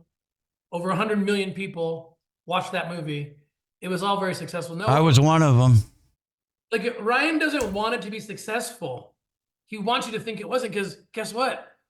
He wanted to do it, and we didn't want him to do it. He wanted the job, and I said no. And go watch Nephi Explorer. Where he pretends that he comes up with all this stuff when it's all plagiarized from other people, you know. Well, like I said at the beginning, it's jealousy. It was canceled. Okay. My stuff didn't get canceled. My stuff just kept growing and growing and getting bigger and bigger. And we're already in pre-production of Sound of Freedom 2. So this is a guy, I'm just going to make an opinion here, who, and you said it, he's very jealous. Okay. He's been trying to make money off of me from day one, first with the tours, which we're going to get to that in a minute, how that ended. He couldn't do that tour without me. In fact, I told him, I said, go do it on your own then. And I was laughing inside, because I know he can't, he couldn't even begin to do the tours. They're all based on my research and my books. Well, and everything you've been describing, like you're using numbers, you're using stats, you're using figures. That's right, and he's not. And he's not. But he's the journalist. Right. Bottom line is this: Ryan Fisher has tried to make a career out of writing my coattails, trying to make money. Okay, he failed with his pitch on his show. He failed on the tours, and I can't wait to tell you that true story. And so, guess what? He's still trying to make money off of me, but now he's like, now I'm going to turn him into a bad guy and try to make money off of him. He literally went on in the public with his partner and is asking for money so that he can be paid. So he continues the same cycle. How can I make myself rich and famous off of Tim Ballard? Mm-hmm. It didn't work on the positive, so now we'll hit him on the negative. Right. It's very clear to me what's going on. Do you want me to read? Do you want me to read and then you can talk about it? Sure. In 2016, Ballard invited me to a private meeting with Elder Ballard, Tim Ballard, and president of OUR, John Moreland, in Elder Ballard's private office, where Ballard and I were given an assignment or an unofficial calling to make a different TV show that would reach a national audience and accomplish these goals for the church. What say you? Completely false. Call John Moreland. There was never an idea to do a different TV show. We never talked about that. Ryan and I were doing tours at the time. I was stupid to bring him, you know, at the time he was a friend. Elder Ballard was very interested in our messaging about turning the nation back to God. And I decided, I met with Elder Ballard so often that it wasn't, you know, a big deal to bring somebody and say, hey, right, you know, we're doing these tours together. Do you have any thoughts for how we can help, you know, get this message to the world? And again, never was there a message about let's trick people into joining the church. It was all about just turning people back to God. That was it. And he saw that we were trying to do that, and he was happy to help give advice on how to do that. That's it. Right. And he was very concerned about missing children and hurt children. That's why he asked me to go. It wasn't an official church assignment. He just said, hey, I got information about this little boy in Haiti was kidnapped from church property. Would you be willing to go look for him? And I said, yes. You know, I mean, anyway, so go on. All right. 57. This show was to be based on Tim's research and have no Mormon references in another attempt to be appealing to evangelical Christians. False. That's all I can say. Didn't happen. Ask John Moreland. We'll jump on the phone. Okay. Elder Ballard issued assignments or callings to others to help in the effort to get Ballard's celebrity status in the wider evangelical culture. False. All I can do is say false. This included Ken Krogh, who was another friend of Elder Ballard's and who was in charge of the Mormon Church's social media campaigns. And I love that he finally brings something in here that you can actually try to verify. Call Ken Krogh. He will verify everything I'm saying is true. Mm-hmm. No one talks about doing a TV show. In fact, if I can be real honest, the only conversations we had was if we were to do anything at all, Ryan didn't have the talent to do it. Right. And that's apparent by Well, this was all based on talent. Like I said, disgruntled guy where his career was plummeting. Well, just go look at him. What has he done? What has he done? He's trying to make money off of lies about me.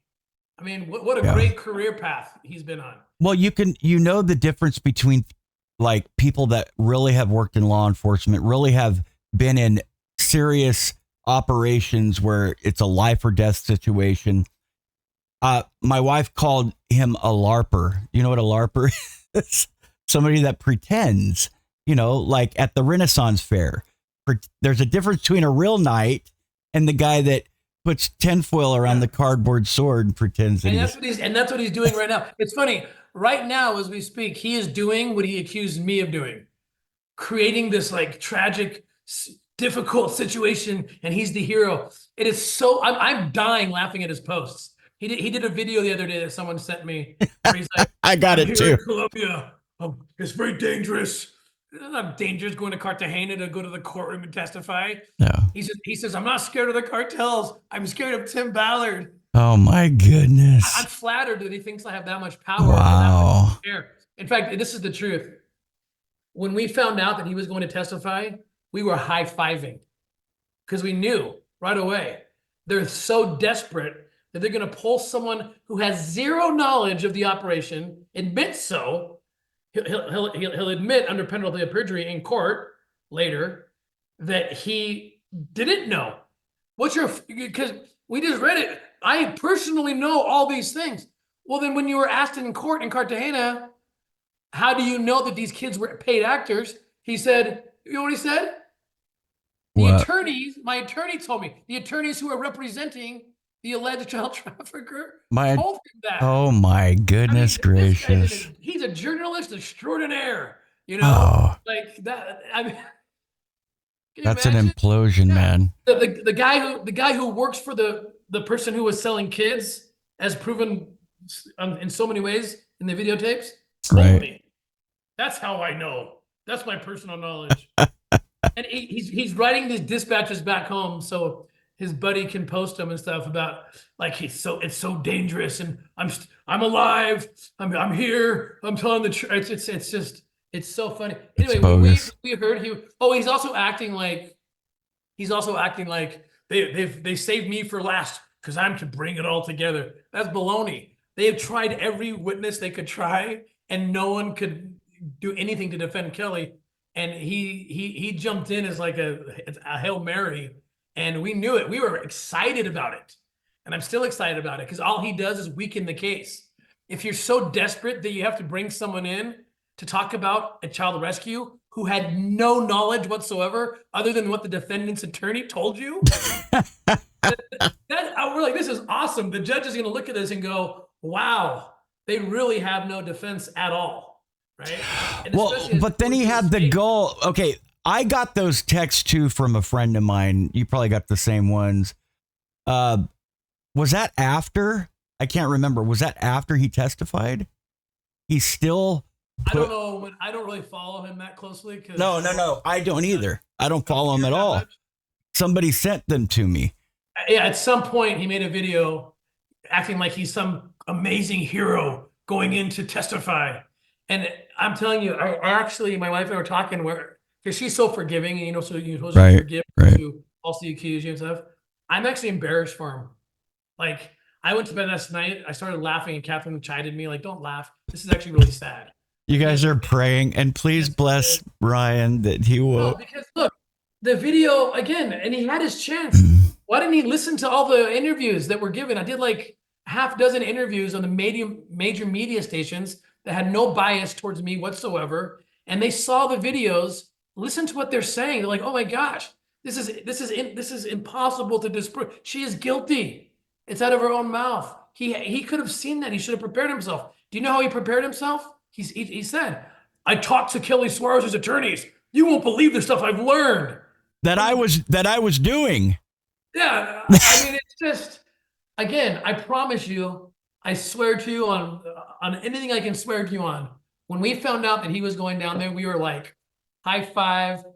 What a desperate attempt. The judge is not dumb. He's going to see right through this. This is a guy, and remember, he gets to go back, and he's doing these dispatches back. You know, he gets to go back to the U.S. and he's asking people to give him money to drag up dirt on me. Oh So my it's like, goodness. this is once again a desperate attempt to use me to make money. Only it didn't work trying to do it the good way. So now he's doing it the dishonest and Right. frankly, it's embarrassing way. All righty, let's go. Here we got, and I know Ken Krogh. I know him personally, and that's a complete lie. it's a complete lie. In charge of, he was never in charge. Of Nope. churches. Nope. He was in charge of the Mormon Church's social media campaigns. What a joke! Not at all. Not at all. He'll come and tell you that. I mean, I just sometimes marvel at someone's ability to just lie and lie and lie under penalty of perjury. That's serious. It's a crime. Yep. It's a serious crime, and the world is watching this case, and I'm certain law enforcement is watching this case. And when you say I know something, personal knowledge, and then later on you admit, no, I don't know this by personal knowledge. I know this because the attorney who's representing, the person selling the kids told me. Oh, and you won't believe what they told me. All the stuff I'm learning. You know what a journalist does? Because he says he's a journalist. They go do a little research. They would have gone and listened to the interviews that I have done, listen to the response of the reporters who are actually journalists reporting on the videos that they saw. Am I paying all these reporters to pretend? I mean, the Right. videos are going to come out. Well, They're and gonna come out. and it also makes you wonder how much do the attorneys believe he's saying? The attorneys he's working with, and are they starting? They set him up. Well- They set him up like you can't believe. I feel bad for him. They totally just set him up. Mm-hmm. It's a guy he has a grudge against. I mean, he's telling you his motives right here. I rejected every offer he came to me with. I walked away from the tours, which I can't wait to get to explain the truth of that one. And that, again, you could prove this in a criminal investigation by the money transactions that what I'm saying is true, but we got to wait till we get to that part. All right, here we go. Ballard met with Elder Ballard on a very regular basis. Ballard was obsessed with feelings of guilt, questioning whether his work in child sex slavery at DHS and OUR made him morally unclean. This is absolutely ridiculous. That never happened. And what he's doing here is setting up to bring in this most bizarre story that I've ever heard in the whole statement. He's setting it up. Tim feels unclean about his work. Okay, now you'll go on. All right, here we go.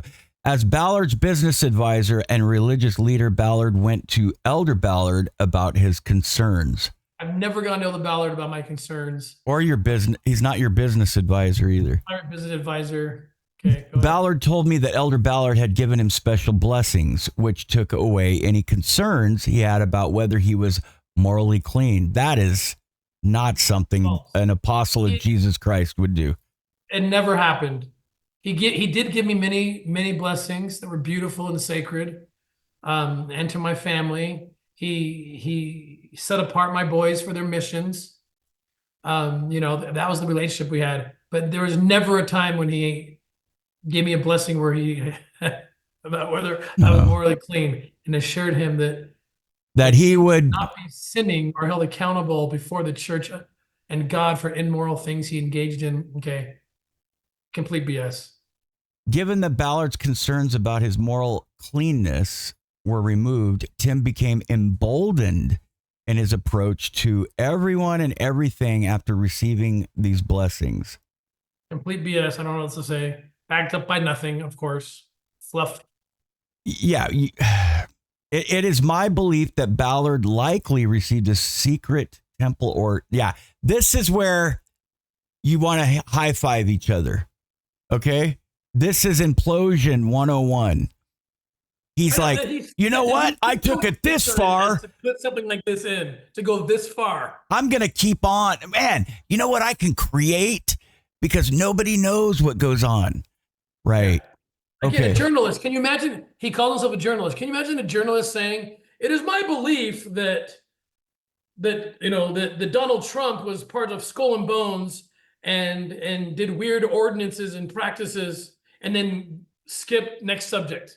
Right. No journalist would do that unless they could say, "And this is why it's my belief." Right. It just wouldn't pass mustard at all. And this guy is like the antithesis of a journalist. It is my belief, but I'm not going to give you any reason why I believe this. It's just my belief. Okay, this is like second grader work. This is like my kids wouldn't do something. You got to back it up with something. Right. It's my belief that Ballard likely received a temple ordinance from Elder Ballard called the Second Anointing.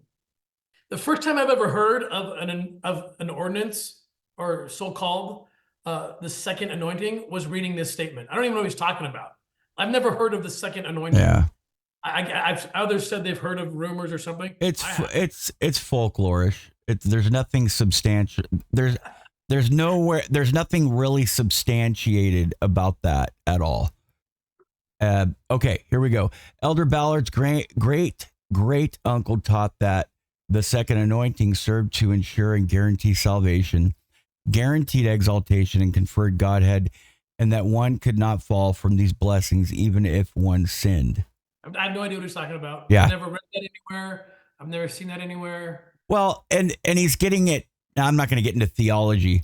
There is something called your calling and election made sure, but that's usually somebody receives a priesthood blessing, and by the Holy Ghost, someone has, usually they're 90 years old, they're getting ready to die, and somebody has felt prompted to tell them that they're going to go to a good place. That's about it. Then he goes on and he mentions these guys, Tom Phillips, Elder Matson, who I don't know who these people are. They got the one too, whatever. Tim Ballard continued to author books. I've never heard of Tom Phillips or Elder Hans Matson. I don't know who they are. Tim Ballard continued to author books that church owned, DECEIT book and Covenant book sold. Again, all this while they're trying to scrub me from the internet, pretending that I'm not part of the church. At this point in time, after becoming angry at OUR, DECEIT book, and anyone who was profiting off of what he called his message and his calling as the prophet of the American Covenant. Wow. Of the prophet of the American Covenant. And I was angry at DECEIT book and OUR. What? Calling people. Wait, I want to say this. I've known you for a while. I've never heard you refer to yourself as a prophet. I've never. No, neither has anybody else. Or anything like that. It is believed apparently that I'm the prophet of the American Covenant. This part gets fun. At this point, after now that I've proclaimed myself a prophet, Ballard demanded that I pay him more money than what was already agreed upon for his participation in my tour business. When I refused, because I didn't have more money, he angrily demanded that I turn over my tour company documents under the guise that he wanted to audit me. Okay, let's just talk about this. This is one of my favorite of his lies. So like I told you before, it wasn't his company. Nope. We were partners 50-50 based on my books. The first time he ever did a tour from Boston to DC, that's our tour, was with me, 50-50. He was in charge of logistics. I was in charge of the tour. I trusted him with the finances, which was a huge error on my part. I trusted he was honest. And after he paid the vendors, the bus, any kind of museums we were going to, so forth, the hotels. Okay, then what was left over, hopefully there's a profit, and we cut it half and half. That was the deal. Well, I noticed after one of the tours, I got a check that was very small, like much smaller than the previous checks had been, yet we had the same or more amount of people. So I did the math in my head. I'm like, there's no way this is 50% of the take. So I give him a call and I said, Ryan, can you explain to me why this check is so much smaller? And he hemmed and he hawed and he was like getting nervous. And I'm like, what did you do? And he admits to me, he's like, well, I was paying myself for doing some of the logistics work. And I did get mad. And I did, I remember yelling, and I shouldn't have yelled, but I was so upset. Because in my world, that's called embezzlement. That's called robbery. Absolutely. Okay? I mean, can you imagine? So that'd be like me putting in invoices. And I told him to, I said, that'd be like me putting in invoices for every day that I gave a tour or I gave a lecture. He knew the deal. The deal was clear. We split 50-50.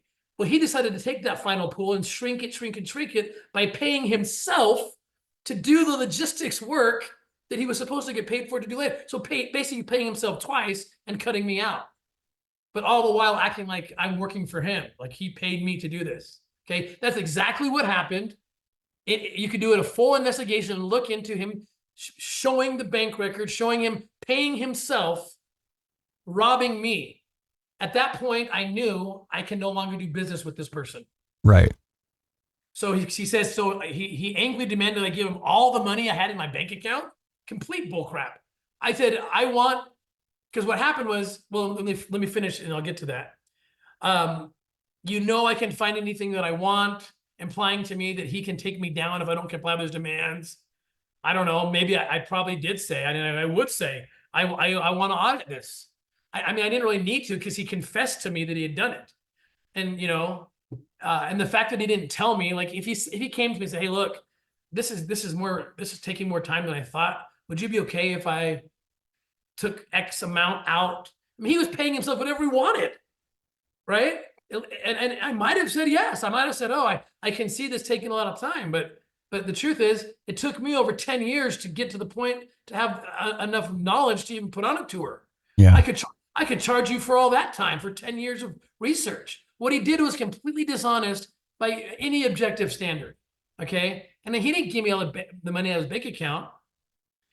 What happened was he said, I have $5,000 left in the pool, and I'm keeping that $5,000 for our next tour for marketing. And I said, no, I want my half of that right now because I'm done doing tours with you. I will never trust somebody who did what you just did. And again, if it turned into an investigation, the accounting, the forensics would be as clear as day. This is what he did. He admitted to doing it with me. Would you stay in business with someone who did that? Nope. I was Absolutely out. not. I was done. And the fact that you were trusting him to control the money as well. Part of the logistics was controlling the finances. Right. And I stupidly just trusted him. He was doing that. I mean, anyone in my place would be so ticked off. And that kind of shows, that is a trait of someone that is trustworthy, people that trust others. So you were being trustworthy yourself because you trusted him. Right. That's right. So, fearing his threats and anger, I turned over my tour vendor contacts, my financials, my budget, and gave him all the money in my bank account, including my marketing money set aside to market next year's tour.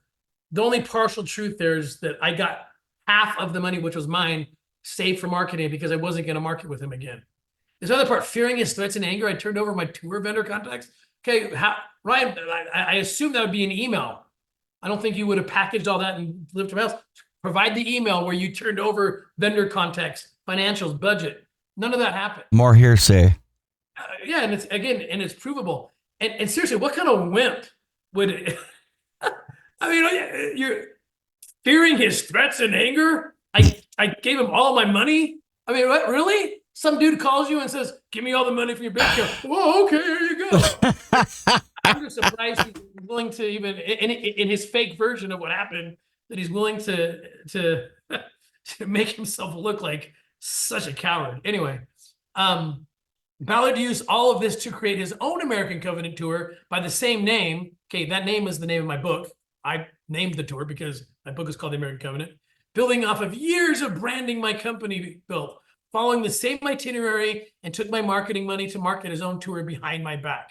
Okay, he knows this. There's text. I have the text between him and I. The tour that I did was not the same tour. The tour I did was based on my new book called Slave Stealers, which was published in 2018. And I did a tour about Harriet Jacobs, and it starts in Edenton, North Carolina. It was a totally separate tour. If I wanted to do the same tour that Ryan and I did, there was no problem doing that. I would have called them. I probably would have called him. And I actually told him, you know, when we did have a little communication, hey, look, I'm sorry. I guess I should have told you that I was doing this other tour just as a courtesy.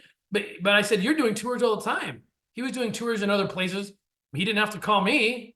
Like I didn't, you know, and I didn't use his brand. He has nothing. He has no followers. I didn't like as if I stole his marketing. Like I used his brand. What brand? He didn't have a brand. He still doesn't have one. He's trying to build it right now off of me, right? So that's the truth of that, and that could all be forensically proven, and he knows that's the truth. During the summer of 2019, Elder Ballard accompanied Ballard and his family on the American Covenant tour. He did ask me to take him on the tour site. It wasn't a paid for tour. It was just, you know, two friends and a couple of family members who he wanted to see the sites and hear lectures. It's true. So what? In December of 2019, Elder Ballard mentioned Ballard in his commencement address to BYU, Idaho. If he did that, that's news to me. And so I want to point something out just real quick. You brought up a good point. You said, so what? Why is he mentioning a fact that doesn't matter? Because when you put little truths he's trying to weave something here. So when you have little bits of what do you call it? Pointless truth, or, you know, that means to bring some credibility to exactly. Go ahead.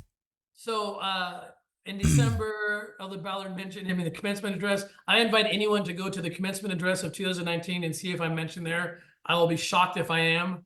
I think I would have heard about that. And claimed Ballard to be an expert on Nephi's vision and the pilgrims right before Tim Ballard released his new book in May of 2020, The Pilgrim Hypothesis, with a foreword by Glenn Beck. Now, I do know that Elder Ballard did give a talk in Boston, and he talked about the sites that I had taken him to and the things that I explained about the historical connection between God and America.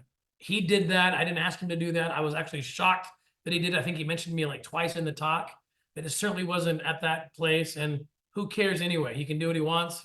That's what he did with his. And there was no connection to my book. He didn't mention my book. He wasn't marketing my book. These actions by Elder Ballard were very upsetting to me because Ballard had stolen my company from me, and an apostle of the church was giving Ballard credibility of which he was undeserving. So that's I guess, you know, I guess he's opining on what Elder Ballard thinks is deserving or not, and that's his right to do. I had nothing to do with that. And again, we've already addressed how I stole his company from him. You know, I remember saying to him, I said, "Hey Ryan, there's no agreement here. There's no contract. You do your." Again, he did his own tours all the time in other places in the United States on the Book of Mormon, you know, Heartland area. And I didn't complain. And I went ahead and said, "Hey, listen, and by the way, feel free to take people on that American Covenant tour anytime you want." And this is my weakness manifesting, but I was laughing inside because I knew he wouldn't even be able to stumble through a few sentences about it. I mean, I literally got complaints every now and then on the tour. He'd grab the microphone. I had multiple complaints, people saying, "Hey, when he's talking, it doesn't even make sense. He doesn't even know what he's talking about." Right? Again, he doesn't come up with anything original. He doesn't discover. He just takes my stuff and others. I know he's used Bruce Porter stuff and Ron Meldrum stuff, and in his Nephite Explorer show clearly makes you believe that he discovered it while driving on his motorcycle through the desert. I mean, it's quite interesting. Oh, this one I love. I love this one. Okay, I had no further dealings with Ballard. Yep, that's because I walked away, not because he did. He got mad that I walked away until he was under investigation from the Davidson County Attorney Office. I love this. At this point in time, Ballard contacted me and offered to send me his new book. He had the audacity to act as if nothing had happened. Okay, this is another great journalistic experience from the great journalist Ryan Fisher. Okay, so in September of 2018, I published a book called Slave Stealers. Okay, that year I gave that book away to, I don't know, I think about like 50 to 100 copies. and I gave it away as Christmas presents. And I remember thinking to myself, clearly I misread Ryan. It was so obvious that he had wronged me. It was so obvious that he was stealing money from the tour account. And I actually told Catherine, I said, I think I'm going to send Ryan a copy of the book so he knows, as a way to say like, hey, all is well, bygones are bygones. Because I really believed that what he had done against me, which was criminal, Right. in my opinion, is stealing money. But we had no contract, so there's nothing to pursue really. Just his word against mine, or I suppose. But what he had done was so unethical, and I thought that he was moral enough to recognize, dang, that was really wrong of me to do that. And so my intention of sending the book was like, hey, everything's cool, all things forgiven kind of right. thing. Oh, but here's what he says. He says, okay, I responded by accusing him of stealing my business, to which he replied that if I took something that wasn't his, that he'd make it right, which is true. I said, hey, if I took more than my half somehow, tell me. Because my understanding is that you took more than your half, and I'm left with less than what was owed me because you already used it and spent it, right? So I did say, how could I possibly be guilty of something? You still have more money than I got from that tour against our agreement. Right. But this is the best part, 81. I believe that Tim contacted me and tried to give me his book in hopes I would remain silent with regard to being a witness in the Davis County fraud investigation against him and OUR. Okay, there was an investigation which was open and closed. Okay, now here's the kicker to the great journalist Ryan Fisher. I gave him that book. It was published in September of 2018. I gave it to him in December of 2018. The investigation with Davis County began 2 years later. In the fall of 2020, the investigation begins. That's documented. This is all. I mean, it's just absolutely. It just tells you everything you need to know about who Ryan Fisher is and what his motives. To make a connection. And that's why I pointed out at the beginning. We're not here to poke fun. We're here to show character. I apologize if I'm poking fun, but right. No, the character of the person. Right. And that's all factual. Go look it up. We were under investigation by Davis County between 2020 and I think the beginning of 2023 when they closed the case because they couldn't find anything because there was nothing there to find. And Ryan's book was given to him 2 years before that investigation, not even close. So you see how he's very loose and fat with making these great connections with his brilliant mind. I mean, it's just so sad. It's embarrassing. I still fearing and not trusting him. I simply asked him to leave me alone. I believe that Tim contacted me and tried to give me his book in hopes. I don't know. I mean, sound like when he did that. I never heard from or spoke to Tim again. I had been warned by multiple friends who were former OUR employees that Ballard threatened them in an attempt to keep them silent from publicly speaking out against him and participating in the Davis County investigation. That never happened. There's no proof of that. I was dead as a grave when it came to that. I mean, I encourage people, anyone who wants to go talk, get out there. In fact, there's records of it. My attorneys are reaching out constantly. What do you want? What do you want? Because we knew we were innocent. So that's just another fluff piece with no backing whatsoever. And then 84. And this part is just the fun part. Now this completely just changed subjects completely. And somehow all of this, we're up to 83 now. Now 84 jumps into this whole new thing. What I want this court to understand is that the raid in Cartagena was a well-staged cosplay, fraud, fictional situation performed by actors, funded by wealthy members of the Mormon Church, and listed by Elder Ballard with the primary intention to provide Tim Ballard a sizzle reel for the perception of saving children so we could gain money and fame so that a movie could be made about Tim and be presented into evangelical homes across the country as an American hero, blah, blah, blah. Okay, now here's the problem. I want to go back again to the very first part of this. Okay. He states, under penalty of perjury, you don't need to go back because it's just... Right. Under penalty of perjury. Okay, this is a felony, potentially. This is serious, okay? He says, everything below I know from first-hand knowledge, from personal knowledge, okay? And now here he is saying, in other parts he said it's believed or It's my impression. No, he states as absolute facts. I want this jury to understand that the raid in Cartagena was a fraud, a fictional situation performed by actors. Okay, wow. Because perjury is a real thing, and everybody's watching this case. Okay, and after the verdict, when the videos come out and prove everything, I mean, this is very serious. It's very serious. Very I know he serious. wants to make money off of me. He's been trying to, for the last more than a decade. But I wonder if it's worth it to go this far. Well, and I've been following this case for almost a year. Well, how long has it been? Like 9 months, 8 months that the request for comment came out. And I looked at I watched the videos, and I'm feeling bad for him as well. We should probably be praying for him. I honestly feel bad. I feel embarrassed. And my wife had a child last night, so I started laughing, and she's like, "Tim, he's got a wife, he's got kids." Yeah, it's so embarrassing, and he's acting like, again, people are sending me this post like, "I'm still alive, I'm here, I'm not scared of the cartels, but I'm scared of Tim Ballard." Dude, he also said that he thinks I'm going to be in the courtroom to confront him. Dude, I'm back home in bed, working out, hanging. I mean, are you kidding me? We were all excited. We're like, I'm so glad that Ryan Fisher, with all of these lies that are provable, he's going to go to the court and say, "I know that they were actors." How do you know that? Because the attorney who's defending and representing the accused trafficker told me. Good. Like, wow. What great journalism. yeah. Journalists know that they don't say things unless they can back them up. Absolutely. He backs it up with that. The attorneys who are representing the defendant told me. Oh no, I'm embarrassed. And I wonder if him and his companions, are going to have the journalistic integrity. And I'm going to ask you, Troy. Yeah. Will you show the videos, Ryan?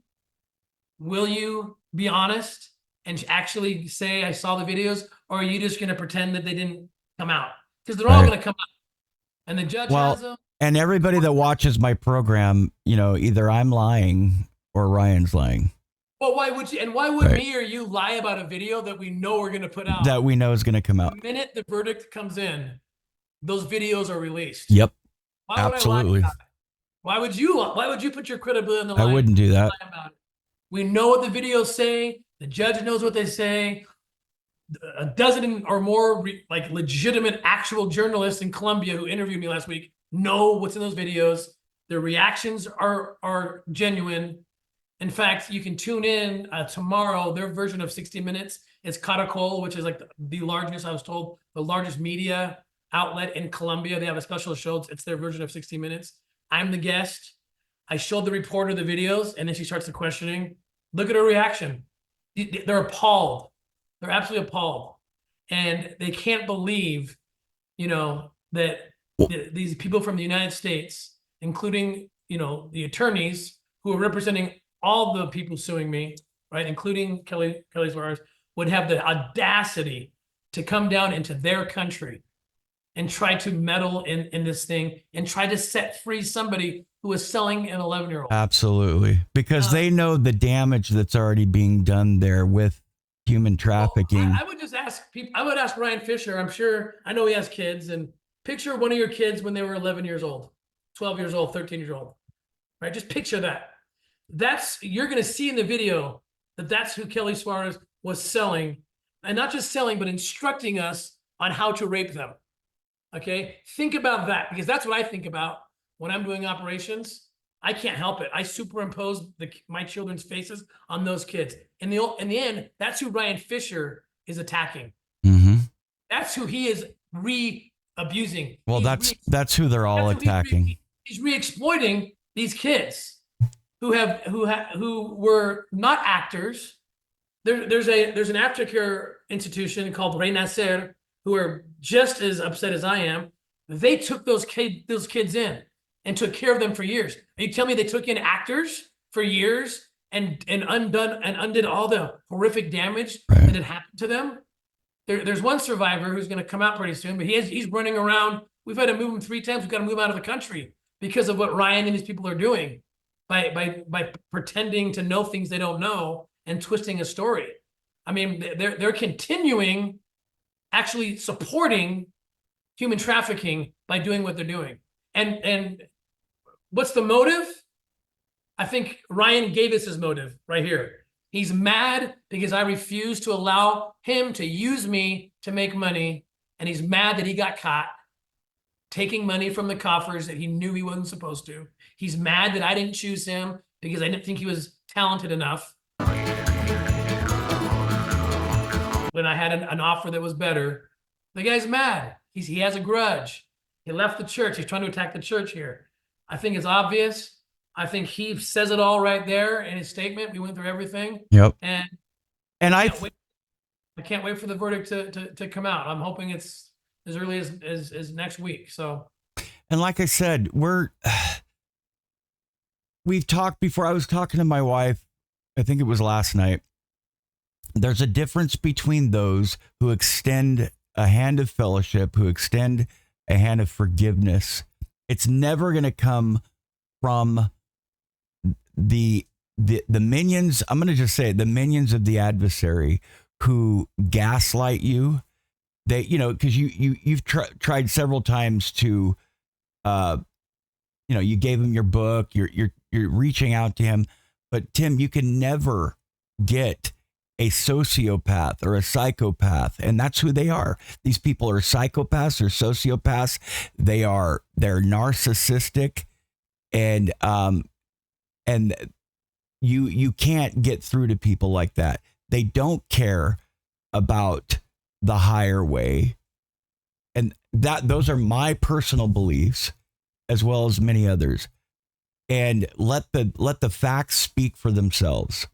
That's all you can do. But the facts speak for themselves. I feel bad for Ryan. I do. I feel bad for his family. You know, from whatever I ever saw from his wife and children, they're great people.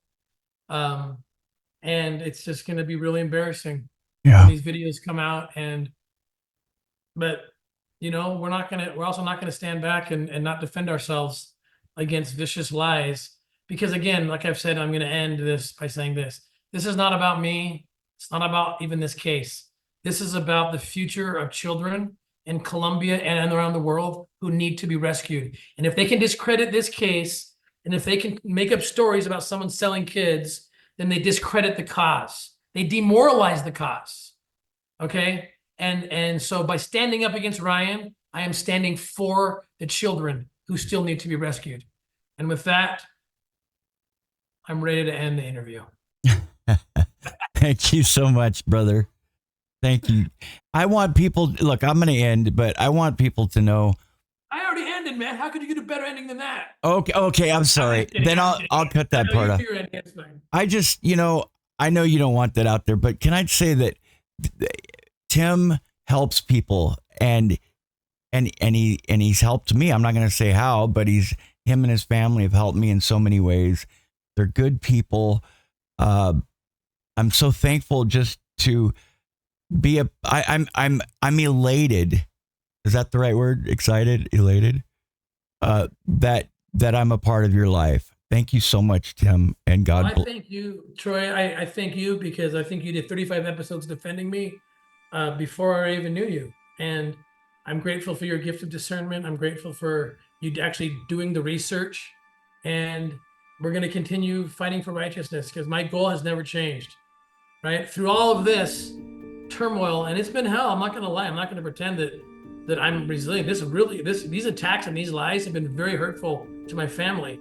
But if you're watching, I'm not stopping. We're doing as many rescues as ever.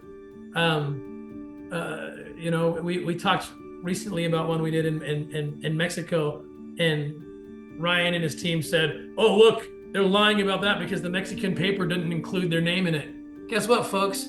We asked them not to because we want the Mexicans to take the credit for the work they do. We literally asked them, "Don't include us in your first stories. Keep us out." We want the people to know that you are trustworthy, that you are long. We'll tell the story the right time in the right place, you know, with the permission of the Mexican government. But we want them to be built up. But it's just, they'll stop at nothing, and they're hurting kids. Bottom line, they're hurting kids, and I will stand up for kids, and that's why I'm doing this interview. So thank you for the opportunity. All right, God bless.